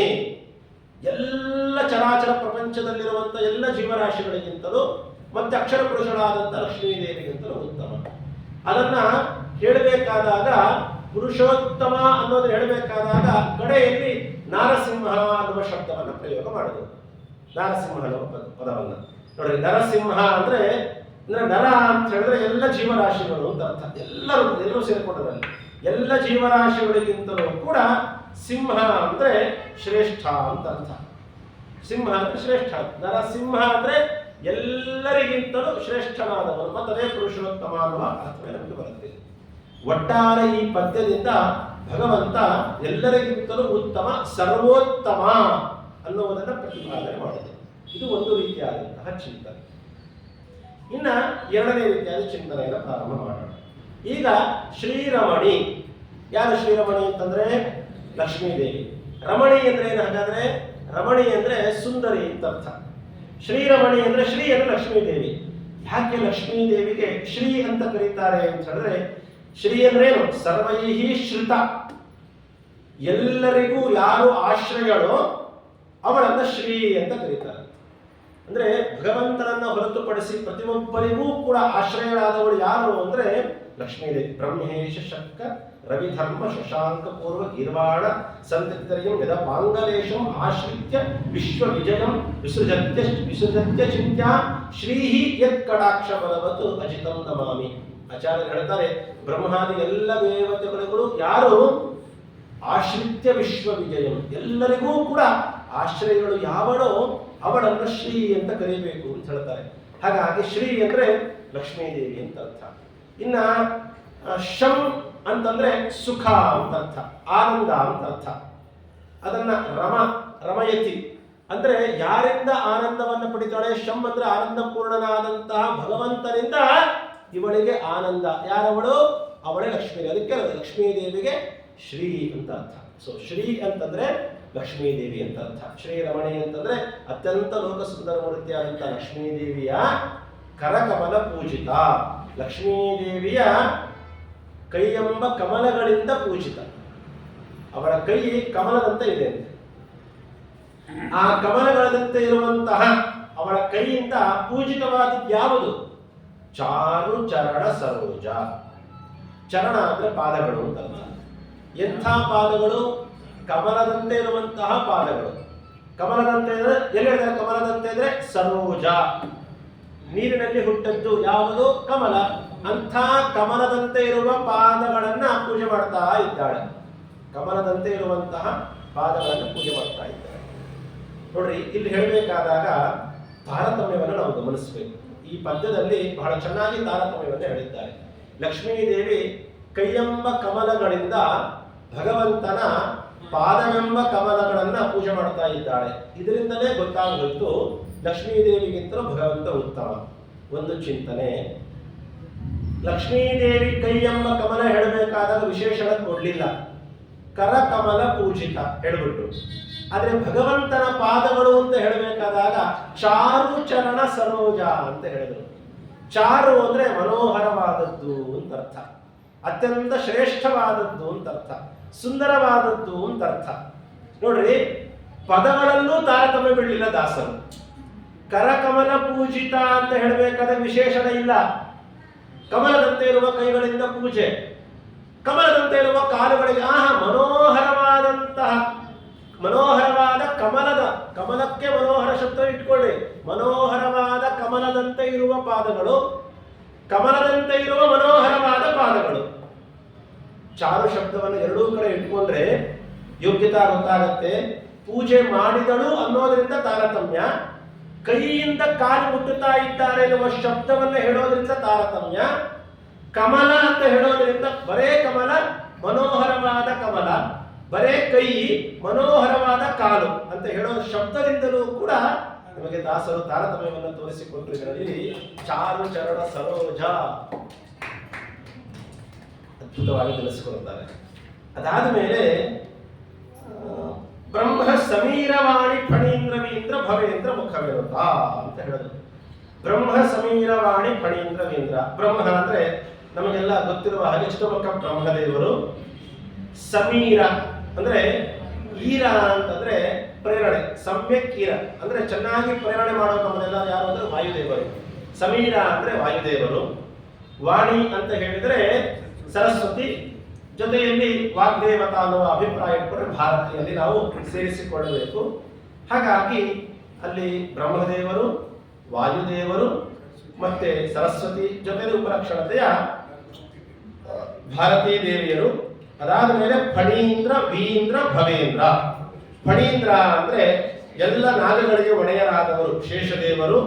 ವೀಂದ್ರ ಅಂತಂದ್ರೆ ಈ ಆಕಾಶದಲ್ಲಿ ಹಾರಾಡುವಂತ ಎಲ್ಲ ಪಕ್ಷಿಗಳಿಗೆ ಇಂದ್ರ ಒಡೆಯರು ಯಾರು? ಗರುಡದೇವರು. ಭವ ಅಂತ ಹೇಳಿದ್ರೆ ರುದ್ರದೇವರು. ಭವೇಂದ್ರ ಅಲ್ಲಿ ಇಂದ್ರ ಅಂದ್ರೆ ಪ್ರಧಾನವಾದಂತ ಇಂದ್ರದೇವರು. ಅಂದ್ರೆ ಬ್ರಹ್ಮದೇವರು, ವಾಯುದೇವರು, ಸರಸ್ವತಿ ದೇವಿಯರು, ಭಾರತೀ ದೇವಿಯರು, ಜೊತೆಯಲ್ಲಿ ಗರುಡದೇವರು, ಶೇಷದೇವರು, ರುದ್ರದೇವರು, ಇಂದ್ರದೇವರು. ಎಲ್ಲರಿಂದಲೂ ನೋಡಿ ಇಲ್ಲೆಲ್ಲ ಹೇಳಬೇಕಾದಾಗ ಇಂಥ ಎಲ್ಲ ಇಂದ್ರರಿಂದಲೂ ಮುಖವೇನುಂತ ಅವರ ಮುಖದಿಂದ ಅವರ ಬಾಯಿಯಿಂದ ವಿಶೇಷವಾಗಿ ನುತ ಅಂದ್ರೆ ಸ್ತೋತ್ರ ಮಾಡಿಸಿಕೊಳ್ಳುವ, ವಿನುತ ವಿಶೇಷವಾಗಿ ಸ್ತೋತ್ರ ಮಾಡಿಸಿಕೊಳ್ಳುವವನು ಸ್ತುತ್ಯನಾಗಿದ್ದಾನೆ ಅಂತ ಹೇಳೋದ್ರಿಂದ ನೋಡ್ರಿ ಇಲ್ಲಿ ಮತ್ತೊಂದು ತಾರತಮ್ಯವನ್ನು ನಾವು ಗಮನಿಸಬೇಕು. ಮೇಲೆ ಲಕ್ಷ್ಮೀದೇವಿಗೂ ಭಗವಂತನಿಗಿರುವ ತಾರತಮ್ಯವನ್ನು ತಿಳಿಸಿಕೊಟ್ರು. ಅದಾದ ಮೇಲೆ ಬ್ರಹ್ಮಾದಿ ದೇವತೆಗಳ ತಾರತಮ್ಯ. ಬ್ರಹ್ಮದೇವರು, ವಾಯುದೇವರು, ವಾಣಿ ಮತ್ತು ಸರಸ್ವತಿ. ಫಣೀಂದ್ರ, ವೀಂದ್ರ, ಭವೇಂದ್ರ ಅವರಲ್ಲಿ ಒಂದೇ ಕಕ್ಷೆಯಾದ ಕಾರಣ ಗರುಡ ಶೇಷ ರುದ್ರ ಅಥವಾ ಶೇಷ ಗರುಡ ರುದ್ರ ತೊಂದರೆ ಅದೇನು ಪರವಾಗಿಲ್ಲ. ಅದಾದ್ಮೇಲೆ ಇಂದ್ರದೇವರು, ಅಲ್ಲಿ ನಮಗೆ ತಾರತಮ್ಯ ಗೊತ್ತಾಯಿತು. ಇಷ್ಟೇ ತಾರತಮ್ಯ ಹೇಳಿಲ್ಲ ಅಲ್ಲಿ ದಾಸರು, ನಾವು ಗಮನಿಸಬೇಕು. ಲಕ್ಷ್ಮೀದೇವಿಗೂ ಭಗವಂತನಿಗೂ ತಾರತಮ್ಯ, ಲಕ್ಷ್ಮೀದೇವಿಗೂ ಬ್ರಹ್ಮಾದಿ ದೇವತೆಗಳಿಗಿರುವ ತಾರತಮ್ಯ. ಏನ್ ಗೊತ್ತಾ ತಾರತಮ್ಯ ಅಂದ್ರೆ, ಲಕ್ಷ್ಮೀದೇವಿಗೆ ಹೇಳಬೇಕಾದಾಗ ಕರಕಮಲ ಪೂಜಿತ ಅಂತ ಹೇಳಿದ್ರು.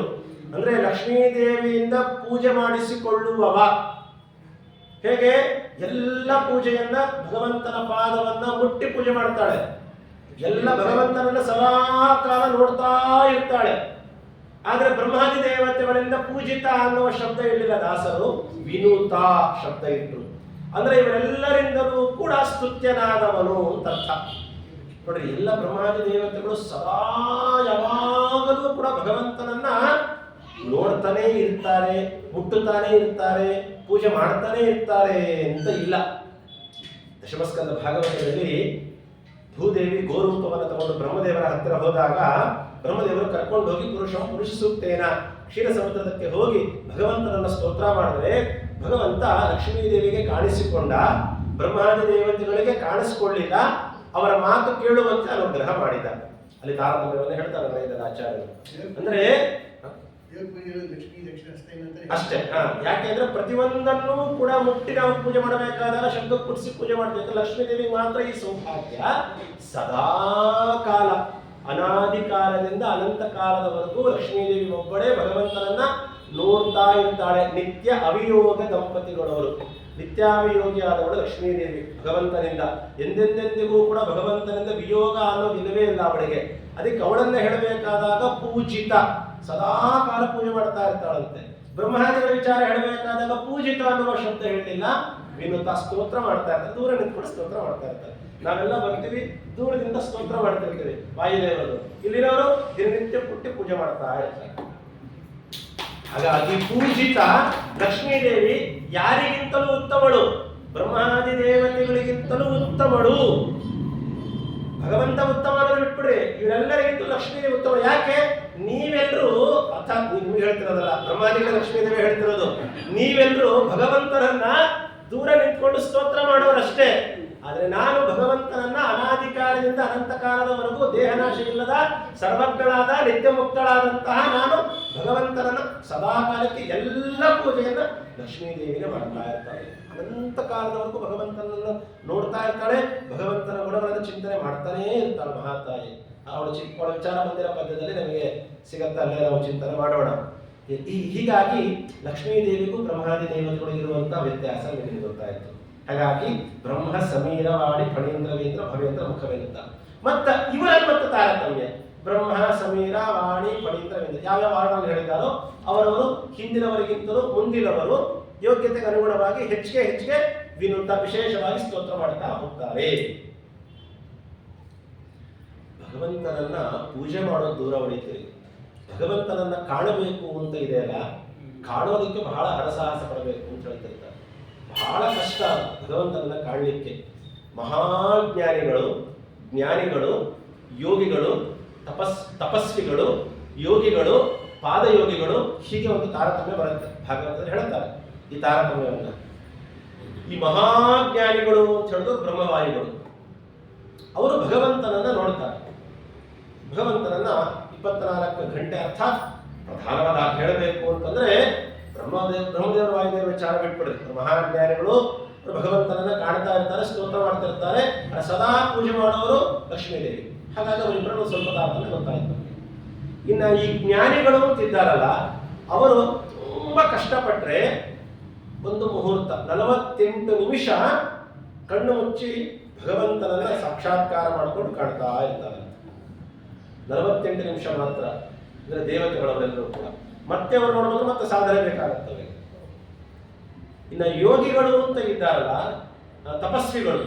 ಈ ತಪಸ್ವಿಗಳು ಅಂತ ತಪಸ್ಸನ್ನ ಮಾಡಿ ಭಗವಂತನನ್ನ ಕಾಣಬೇಕು ಅಂತ ಇರ್ತಾರಲ್ಲ, ಇವರು ಷಣ್ಮಾತ್ರ ಕಾಲ, ಅಂದ್ರೆ 6 ಮಾತ್ರೆಗಳು, ಅ ಆ ಇ ಈ ಉ ಊ ಅಥವಾ ಯ ರ ಲ ವ ಶ ಕ್ಷ. ಇದು ಹೇಳಲಿಕ್ಕೆ ಎಷ್ಟೊತ್ತು ಬೇಕು? ಅಷ್ಟು ಕ್ಷಣ, 1 ಸೆಕೆಂಡ್ ಅಷ್ಟೇ ಮಾತ್ರ ಭಗವಂತ ಕಾಣಿಸ್ತಾರೆ ಅವರಿಗೆ, ತಪಸ್ವಿಗಳು. ಇನ್ನು ಯೋಗಿಗಳು ಅಂತಿದ್ದವರಿಗೆ ಏಕಮಾತ್ರ ಕಾಲ. ಯಾ ಅನ್ನೋಷ್ಟೊಳಗೆ ಕಣ್ಣು ಸೊಡಗಿರ್ತದೆ. ಕಾಣಿಸಿಲ್ಲ ಅಂದ್ರೆ 4 ಅಕ್ಷರ ಬೇಕು, ಆದರೆ ಕಾಣಿಸೋದು 1 ಅಕ್ಷರ ಹೇಳೋಷ್ಟಿದೆ. ಇನ್ನ ಪಾದಯೋಗಿಗಳು ಅಂತಿದ್ದಾರೆ. ಬಹಳ ಸಾಧನೆ ಮಾಡಬೇಕು. ಇದಕ್ಕೆಲ್ಲ ಬಹಳ ಸಾಧನೆ ಮಾಡಿದ್ರೆ 1 ಮಾತ್ರೆ 4 ಕಡೆ 1 ಭಾಗದಷ್ಟು. ಯಾ ಅನ್ಲಿಕ್ಕೆ ಎಷ್ಟು ಸಮಯ ಬೇಕೋ ಆ ಸಮಯದ 4ನೇ 1 ಭಾಗದಷ್ಟು ಸಮಯ ಮಾತ್ರ ದೇವರು ಕಾಣ್ತಾರೆ ಪಾದಯೋಗಿಗಳಿದ್ದು.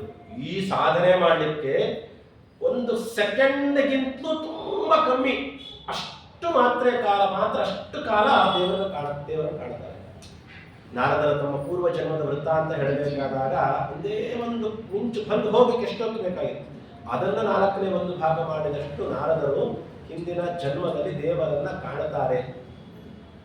ಅದಾದ್ಮೇಲೆ ಅವರು ಭಗವಂತನ ಗ್ರಹಕ್ಕೆ ಪಾತ್ರರಾಗ್ತಾರೆ. ಇರಲಿ, ಯಾಕೆ ಹೇಳಿದೆ ಅಂದ್ರೆ ಇಂಥದ್ದು ಇದಕ್ಕಿಂತಲೂ ಯೋಗಿಗಳು, ಅದಕ್ಕಿಂತಲೂ ತಪಸ್ವಿಗಳು, ಅದಕ್ಕಿಂತಲೂ ಜ್ಞಾನಿಗಳು, ದೇವತೆಗಳು, ಮಹಾಜ್ಞಾನಿಗಳಾದಂತಹ ಬ್ರಹ್ಮವಾಯುಗಳು, ಅವರಿಗಿಂತಲೂ ಉತ್ತಮಳಾದವಳು ಮಹಾಲಕ್ಷ್ಮೀ ದೇವಿ.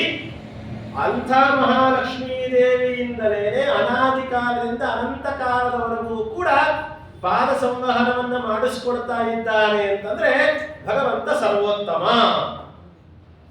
ನೀವು ಒತ್ತಿಸ್ಕೊಂಡ್ರೆ ನೋಡೋಣ, ನಮ್ಮ ಹೆಂಡತಿರ ಕೈಲಿ ಒಂದ್ಸಲಿ ಒತ್ತಿಸ್ಕೊಂಡ್ರೆ ನೋಡೋಣ. ಅದು ಒತ್ತಿದ್ರೆ ಎಷ್ಟೊತ್ತು ಒತ್ತುತ್ತಾರೆ? 10 ನಿಮಿಷ, ಇನ್ನೂ ಸ್ವಲ್ಪ ಜಾಸ್ತಿ ಆದ್ರೆ ಕೈ ಇಲ್ಲಿರಲ್ಲ, ಇಲ್ಲಿಗೆ ಬಂದಿರುತ್ತೆ. ಎಷ್ಟೊತ್ತು ಒತ್ತಬೇಕು? ಅನಾದಿ ಕಾಲದಿಂದ ಅನಂತ ಕಾಲದವರೆಗೂ ಮಹಾತಾಯಿ ಸೇವೆ ಮಾಡ್ತಾನೆ ಇರ್ತಾಳೆ. ನಿತ್ಯಾಭಿಯೋಗಿ ದಂಪತಿಗಳು. ಇದರಿಂದಲೇ ಗೊತ್ತಾಗುತ್ತೆ ತಾರತಮ್ಯವನ್ನು ಎಷ್ಟು ಚೆನ್ನಾಗಿ ಹೇಳ್ತಾರೆ ಇಷ್ಟು ಪದ್ಯದಲ್ಲಿ ಅಂತ. ಮತ್ತೆ ಒಂದು ಕಡೆ ತಾರತಮ್ಯದ ಚಿಂತನೆ, ಇನ್ನೊಂದು ಯೋಗ್ಯತೆಯ ಚಿಂತನೆ, ಭಗವಂತನ ಸರ್ವೋತ್ತಮತ್ವದ ಚಿಂತನೆ. ಈ ಮೂರನ್ನೂ ಕೂಡ ಎಷ್ಟು ಚೆನ್ನಾಗಿ ವರ್ಣನೆ ಮಾಡ್ತಾ ಇದ್ದಾರೆ. ಇದನ್ನು ಇಲ್ಲಿಗೆ ನಿಲ್ಲಿಸಲ್ಲ ದಾಸರು, ಸಮಾಧಾನ ಆಗಲಿಲ್ಲ ಅವರಿಗೆ, ಇದನ್ನು ಮುಂದುವರಿಸ್ತಾರೆ. ಯಾರ್ಯಾರು ಭಗವಂತನನ್ನು ಯಾವ ರೀತಿ ಸ್ತೋತ್ರ ಮಾಡಿದ್ರು ಸರಿ, ಏನಂತ ಮಾಡ್ತಾರೆ? ನೀರಜ ಭವಾಂಡೋದಯ ಸ್ಥಿತಿ ಕಾರಣನೆ ಕೈವಲ್ಯದಾಯಕ ನಾರಸಿಂಹನೆ ನಮಿಪೆ ಕರುಣಿ ಪುರಿಯ ಮಗೆ ಮಂಗಳವಾ. ನೀರಜ ಭವಾಂಡೋದಯ ಸ್ಥಿತಿ ಅಂತ ಇದೆ. ನೀರಜ ಭವಾಂಡ ಏನ್ ಹಾಗಂದ್ರೆ, ನೀರ ಅಂತಂದ್ರೆ ಜಲ ಅಂತ ಅರ್ಥ. ಪದಗಳನ್ನ ಒಡೆದು ನಾವು ಅರ್ಥ ಮಾಡಿದ್ರೆ ಗೊತ್ತಾಗುತ್ತೆ. ನೀರ ಅಂದ್ರೆ ಜಲ, ನೀರಜ ಅಂದ್ರೆ ಜಲಜ, ನೀರಿನಲ್ಲಿ ಹುಟ್ಟಿದ್ದು ಅಂತ ಅರ್ಥ. ಜಲಜ ಅಂದ್ರೆ ಯಾವುದು? ಕಮಲ. ನೀರಜ ಅಂದ್ರೆ ಕಮಲ ಅಂತ. ಭವ ಅಂದ್ರೆ ಆ ಕಮಲದಿಂದ ಹುಟ್ಟಿದ್ದು. ನೀರಜ ಭವ, ಕಮಲ ಭವ ಅಂತಂದ್ರೆ ಯಾವುದು? ಬ್ರಹ್ಮದೇವರು ಅಂತ, ಬ್ರಹ್ಮ ಅಂತ ಅರ್ಥ. ನೀರಜ ಭವ ಅಂದ್ರೆ ಬ್ರಹ್ಮ. ನೋಡ್ರಿ, ಮೊದಲು ಇದ್ದದ್ದು 2 ಕಮಲ. ಒಂದು ಭಗವಂತನ ಮನೋಹರವಾದ ಪಾದಕಮಲ, ಇನ್ನೊಂದು ಲಕ್ಷ್ಮೀದೇವಿಯ ಕರಕಮಲ. ಈ 2 ಕಮಲಗಳು ಸೇರಿದ್ದಕ್ಕೆ ಪದ್ಮನಾಭನ ಅರ್ಥಾತ್ ಭಗವಂತನ ನಾಭಿಯಿಂದ 3ನೇ ಕಮಲ ಬಂತು. ಅದ್ಯಾವುದು ಅಂದ್ರೆ ಬ್ರಹ್ಮದೇವರು. ಸೊ 3 ಕಮಲಗಳು, 2 ಸತಿ ಕಮಲ ಆಗಿದೆ, ಮುಂದೆ 3ನೇ ಸತಿನೂ ಕಮಲ ಬಂದ್ರೆ ನಾವೆಲ್ಲ ಚೆನ್ನಾಗಿರಬಹುದು. 3 ಕಮಲಗಳು ಸೇರ್ಕೊಳ್ಬೇಕು. ಹಾಗಾಗಿ ನೋಡ್ರಿ, ಪಾದಕಮಲ, ಕರಕಮಲ, ನಾಭಿಕಮಲ. ನಾಭಿಕಮಲದಿಂದ ನೀರಜ ಭವ ಅಂತ ಹೇಳಿದ್ರೆ ಯಾರು? ವಿಶೇಷವಾಗಿ ಬ್ರಹ್ಮ. ಇಲ್ಲಿ ಬ್ರಹ್ಮದೇವರ ಬಗ್ಗೆ ಹೇಳೋದಲ್ಲ. ನೀರಜ ಭವ ಅಂದ್ರೆ ಬ್ರಹ್ಮ, ನೀರಜ ಭವಾಂಡ ಬ್ರಹ್ಮಾಂಡ ಅಂತ ಹೇಳಲಿಕ್ಕೆ ಇಷ್ಟು ಚೆನ್ನಾಗಿ ನಮಗೆ ಜೋಡಿಸಿಕೊಡ್ತೀವಿ. ಬರೇ ಬ್ರಹ್ಮಾಂಡ ಉದಯ ಸ್ಥಿತಿ ಅಂತ ಹೇಳಕ್ ಹೋಗ್ಲಿಲ್ಲ, ನೀರಜ ಭವಾಂಡ ಅಂತ ಹೇಳ್ತಾ ಇದ್ದಾರೆ. ನೀರಜ ಭವಾಂಡ ಅಂದ್ರೆ ಬ್ರಹ್ಮಾಂಡ ಅಂತ ಅರ್ಥ. ಈ ಬ್ರಹ್ಮಾಂಡ ನೀರಜ ಭವಾಂಡೋದಯ ಸ್ಥಿತಿ ಕಾರಣನೇ, ಉದಯ ಸ್ಥಿತಿ ಕಾರಣನೇ ಅಂತ ಹೇಳಿದ್ರು. ಅಂದ್ರೆ ಈ ಬ್ರಹ್ಮಾಂಡದ ಉದಯ ಅಂದ್ರೆ ಸೃಷ್ಟಿ, ಸ್ಥಿತಿ ಅಂದ್ರೆ ನಮಗೆಲ್ಲ ತಿಳಿದ ಹಾಗೆ ಸ್ಥಿತಿ, ಇದಕ್ಕೆ ಕಾರಣನೇ ಒಂದೇ ಪದ. ನೀರಜ ಭವಾಂಡೋದಯ ಸ್ಥಿತಿ ಕಾರಣನೇ ಅಂತ ಹೇಳಿದ್ರು. ಏನು ಹೀಗಂದ್ರೆ ಈ ಜಗತ್ತಿನ ಸೃಷ್ಟಿ ಸ್ಥಿತಿ ಇದಕ್ಕೆ ಕಾರಣನಾದಂತಹ ಭಗವಂತನಿಗೆ ನಮಸ್ಕಾರ ಅಂತ ಹೇಳ್ತಾ ಇದ್ದಾರೆ. ಆದರೆ ಮಹಾಭಾರತ ಭಾಗವತಾದಿ ಹೇಳಬೇಕಾದಾಗ ಜಗತ್ತಿನ ಸೃಷ್ಟಿ ಸ್ಥಿತಿ ಲಯ ನಿಯಮನ ಜ್ಞಾನ ಅಜ್ಞಾನ ಬಂಧ ಮೋಕ್ಷ, ಜಗತ್ತಿಗೆ ಚೇತನ ಅಚೇತನಾತ್ಮಕವಾದ ಈ ಪ್ರಪಂಚಕ್ಕೆ, ಈ ಬ್ರಹ್ಮಾಂಡಕ್ಕೆ ಭಗವಂತ ಪ್ರಧಾನವಾದ 8 ಕಾರ್ಯಗಳನ್ನು ಮಾಡ್ತಾನೆ ಅಂತ ಹೇಳ್ತಾ ಇದೆ ವೇದಗಳು, ಉಪನಿಷತ್ತುಗಳು, ಪುರಾಣಗಳೆಲ್ಲವೂ ಕೂಡ. ಆದರೆ ಅದನ್ನೇ ಅನುಕರಣ ಮಾಡಿದ ದಾಸರು ಮಾತ್ರ ಇಲ್ಲಿ ಹೇಳಬೇಕಾದಾಗ ಉದಯ ಸ್ಥಿತಿ ಕಾರಣನೇ ಅಂತ ಹೇಳ್ಬಿಟ್ರು. ಯಾಕೆ ಅಂದ್ರೆ ಅನೇಕ ಮತಗಳು ಇದೆ. ಭಗವಂತ ಸೃಷ್ಟಿಕರ್ತ ಹೌದು, ಸ್ಥಿತಿಕರ್ತ ಹೌದು, ಸಂಹಾರಕರ್ತ ಏನಲ್ಲ, ಜ್ಞಾನಾಜ್ಞಾನ ಕೊಡೋನೇನಲ್ಲ. ಭಗವಂತ 8 ಕಾರ್ಯ ಮಾಡಲ್ಲ, 6 ಕಾರ್ಯ, 7 ಕಾರ್ಯ, 4 ಕಾರ್ಯ, ಒಂದೇ ಕಾರ್ಯ, ಹೀಗೆಲ್ಲ ಮಾಡ್ತಾನೆ. 8 ಕಾರ್ಯವನ್ನು ಭಗವಂತ ಮಾಡ್ತಾನೆ ಅಂತ ಒಪ್ಪದ ಮತಗಳು ಇದೆ. ಲಯ ಅಂದ್ರೆ ಶಿವ ಮಾಡ್ತಾನೆ, ಸೃಷ್ಟಿ ಅಂದ್ರೆ ಬ್ರಹ್ಮ ಮಾಡ್ತಾನೆ, ಸ್ಥಿತಿ ಒಂದೇ ಭಗವಂತ ವಿಷ್ಣು ಮಾಡೋದು, ಅಥವಾ ಸೃಷ್ಟಿ ಸ್ಥಿತಿ 2 ಮಾಡ್ತಾನೆ, ಲಯ ಮುಂದಿನೆಲ್ಲ ರುದ್ರ ಮಾಡ್ತಾನೆ ಅಂತ ಹೇಳುವ ಮತಗಳೆಲ್ಲವೂ ಇದೆ. ಆದ್ರೆ ದಾಸರಲ್ಲಿ ಹೇಳಬೇಕಾದಾಗಲೂ ಅದೇ ರೀತಿ ಹೇಳಿದ್ರಲ್ಲ. ಹಾಗಾದ್ರೆ ಉದಯ ಸ್ಥಿತಿ ಕಾರಣನೇ ಕೈವಲ್ಯದಾಯಕ ಅಂತ ಹೇಳಿದ್ರು. ಅಂದ್ರೆ ಜಗತ್ತಿನ ಸೃಷ್ಟಿ ಮತ್ತೆ ಸ್ಥಿತಿ 2 ಹೇಳಿದ್ದು ಅಲ್ಲ, ಮುಂದಿನೆಲ್ಲ ಇಟ್ಕೊಳ್ಬೇಕಾಚಾರ್ಯ. ಅಂದ್ರೆ ನೋಡಿ, ಆದಿ ಶಬ್ದ ಉದಯ ಸ್ಥಿತ್ಯಾದಿಗಳಿಗೆ ಕಾರಣನೇ ಅಂತ ಹೇಳಿದ್ರೆ ಆದಿ ಶಬ್ದದಿಂದ ಅದು ಇಟ್ಕೊಳ್ಳಿ. ಜನ್ಮಾದ್ಯಸ್ಯ, ಜನ್ಮ ಒಂದೇ ಹೇಳಿದ್ದಲ್ಲಿ, ಜನ್ಮ ಸೃಷ್ಟಿ ಒಂದೇ ಹೇಳಿದ್ದು, ಮತ್ತೆ 7 ಹೆಂಗ್ ಇಟ್ಕೊಳ್ತೀರಾ? ಆದಿ ಶಬ್ದ ಇಟ್ಟರೆ ವ್ಯಾಸರಲ್ಲಿ ಜನ್ಮಾದಿ ಆದಿ ಶಬ್ದ ಇಟ್ರು. ಆದರೆ ಇಲ್ಲಿ ದಾಸರು ಆದಿ ಶಬ್ದ ಏನೇ ಇಡೀ ಎಲ್ಲೂ ಏನು ಇಟ್ಟಿಲ್ಲ. ಅಲ್ಲಿ ಉದಯ ಸ್ಥಿತಿ ಕಾರಣನೇ, ಜಗತ್ತಿನ ಸೃಷ್ಟಿ ಮತ್ತೆ ಸ್ಥಿತಿಗೆ ಕಾರಣನೇ ಅಂತ ಹೇಳ್ಬಿಟ್ರು. ಹಾಗಾದ್ರೆ ಮುಂದಿನಕ್ಕೆಲ್ಲ ಕಾರಣ ಹೌದೋ ಅಲ್ವೋ ಅಂತ ಕೇಳಿದ್ರೆ ಹೌದು. ಮತ್ತೆ ಎಲ್ಲಿ ಹೇಳಿದ್ದಾರೆ? ಎಲ್ಲಿ ಹೇಳಿದ್ದಾರೆ? ಉದಯ ಸ್ಥಿತಿ ಅಂತ ಹೇಳಿದ್ರಲ್ಲ. ಉದಯ ಸ್ಥಿತಿ ಅಂತ ಹೇಳಿದ್ರೆ ಸೃಷ್ಟಿ ಸ್ಥಿತಿ ಅಲ್ಲ. ಸೃಷ್ಟಿ ಸ್ಥಿತಿ ಲಯ ನಿಯಮನ ಜ್ಞಾನ ಅಜ್ಞಾನ ಬಂಧ ಮೋಕ್ಷ, ಇಷ್ಟೂ ಅರ್ಥ ಬರುತ್ತೆ. ಹೇಗೆ ಬರುತ್ತೆ ಅಂದ್ರೆ ಇದೇ ದಾಸರ ಶಬ್ದ ಲಾಲಿತ್ಯ, ಅವರ ಶಬ್ದದ ಮೇಲೆ ಇರುವ ಹಿಡಿತ ನೋಡ್ರಿ. ಶಬ್ದವನ್ನು ಇಡಬೇಕಾದಾಗ ಅಲ್ಲಿ ಸೃಷ್ಟಿ ಸ್ಥಿತಿ ಅಂತ ಶಬ್ದ ಇಡ್ಲಿಲ್ಲ ಅವರು, ಉದಯ ಸ್ಥಿತಿ ಅಂತ ಶಬ್ದ ಇಟ್ಟರು. ನೋಡ್ರಿ, ಸೃಷ್ಟಿ ಸ್ಥಿತಿಗಳು 8 ಇದೆ ಅಲ್ವಾ? ಉದಯ ಅಂದ್ರೆ ಸೃಷ್ಟಿ ನಮಗೆಲ್ಲ ಗೊತ್ತಿದೆ, ಸ್ಥಿತಿ ಗೊತ್ತಾಯಿತು. ಇನ್ನ ಮುಂದಿನ ಯಾವುದು? ಸಂಹಾರ ಅಲ್ವಾ? ಸೃಷ್ಟಿ ಸ್ಥಿತಿ ಸಂಹಾರ ಅದನ್ನ ಹೇಳ್ತಾರೆ. ಸೃಷ್ಟಿ ಸ್ಥಿತಿ ಸಂವೃತ್ತಿಶ್ಚ ನಿಯಮೋ ಜ್ಞಾನಬೋಧನೆ ಬಂಧೋ ಮೋಕ್ಷ ಸುಖಂ ದುಃಖಂ ಆವರ್ತಿರ್ ಜ್ಯೋತಿರೇವಚ. ಆಚಾರ್ಯರು ಇದನ್ನ 8 ತಿಳಿಸಿದ್ದಾರೆ. ಅದರಲ್ಲಿ ಮುಂದಿಂದು ಲಯ ಅಂದ್ರೆ ಸಂಹಾರ ಅಂತ ಅರ್ಥ. ನೋಡ್ರಿ, ಸಂಹಾರ ಶಬ್ದವನ್ನು ಎಲ್ಲಿ ಹೇಳಿದ್ದಾರೆ ಅಂದ್ರೆ ಉದಯದಿಂದ. ಉದಯ ಅಂದ್ರೆ ಸಂಹಾರ. ಅದು ಹೇಗೆ ಅಂದ್ರೆ ನೋಡ್ರಿ, ಉದಯ ಶಬ್ದ ಹೇಗೆ ಬರುತ್ತೆ? ಉದು ಅಯ ಅಂತ. ಉದು ಅಯ ಸೇರಿದ್ರೆ ಉದಯ ಅಂತ ಆಗತ್ತೆ. ಅಯ ಶಬ್ದಕ್ಕೆ ಅಯಗತೌ ಅಂತ ಧಾತು ಪಾಠ. ಅಯಗತೌ, ಅಯ ಅಂದ್ರೆ ಗಮನ ಹೊರಡೋದು ಅಂತ ಅರ್ಥ, ಗತಿ ಹೊರಡೋದು ಅಂತ ಅರ್ಥ. ಉತು ಅಯ ಅಂದ್ರೆ, ಉತು ಅಂದ್ರೆ ಉತ್ಕೃಷ್ಟ, ಮೇಲೆ ಅಂತ ಅರ್ಥ, ಮೇಲೆ ಹೊರಡೋದು. ನಾವೆಲ್ಲ ಇಲ್ಲಿದ್ದೀವಿ, ನಾವೆಲ್ಲ ಮೇಲೆ ಹೋಗೋದು ಅಂದ್ರೆ ನಮ್ಮ ಸಂಹಾರ. ಉತು ಅಯ ಅಂದ್ರೆ ಅಲ್ಲಿಂದ ಇಲ್ಲಿಗೆ ಬರೋದಕ್ಕೆ ನಾವು ಉದಯ ಪ್ರಾದುರ್ಭಾವ ಆದ್ವಿ ಅಥವಾ ಹುಟ್ಟಿದ್ವಿ, ಹುಟ್ಟು ಸೃಷ್ಟಿ ಆಯ್ತು ಒಂದು. ಇಲ್ಲಿಂದ ಮೇಲೆ ಹೋಗ್ಲಿಕ್ಕೆ ನಾಶ ಅಂತ ಕರೀತಾರೆ, ಸಂಹಾರ. ಪಾಪ ನಾಶ ಹೊಂದಿದ್ರು, ಮರಣ ಹೊಂದಿದ್ರು ಅಂತ ಹೇಳ್ತಿರ್ತೀವಿ. ಅಂದ್ರೆ ದೇಹ ನಾಶ ಆಯ್ತು ಅಂತ ಅರ್ಥ. ಅಂದ್ರೆ ಸಂಹಾರ. ಎಲ್ಲಿ ಹೇಳ್ತಾರೆ? ಉದಯ. ಉತು ಅಯ ಅಂದ್ರೆ, ಉತು ಅಂದ್ರೆ ಮೇಲಕ್ಕೆ ಹೋದ್ರು. ಸೊ ಉದಯ ಅಂದ್ರೆ ಸೃಷ್ಟಿಯೂ ಹೌದು, ಉದಯ ಅಂದ್ರೆ ಸಂಹಾರವೂ ಹೌದು. ಸೃಷ್ಟಿ ಸ್ಥಿತಿ ಲಯ ನಿಯಮನ ಅಂದ್ರೆ, ನಿಯಮನ ಅಂದ್ರೆ ಎಲ್ಲರ ಮನಸ್ಸು ಎಲ್ಲಿ ಇರಬೇಕೋ ಅಲ್ಲಿ ಸ್ಥಿತಿ ಇರುವಂತೆ ಮಾಡುವುದು.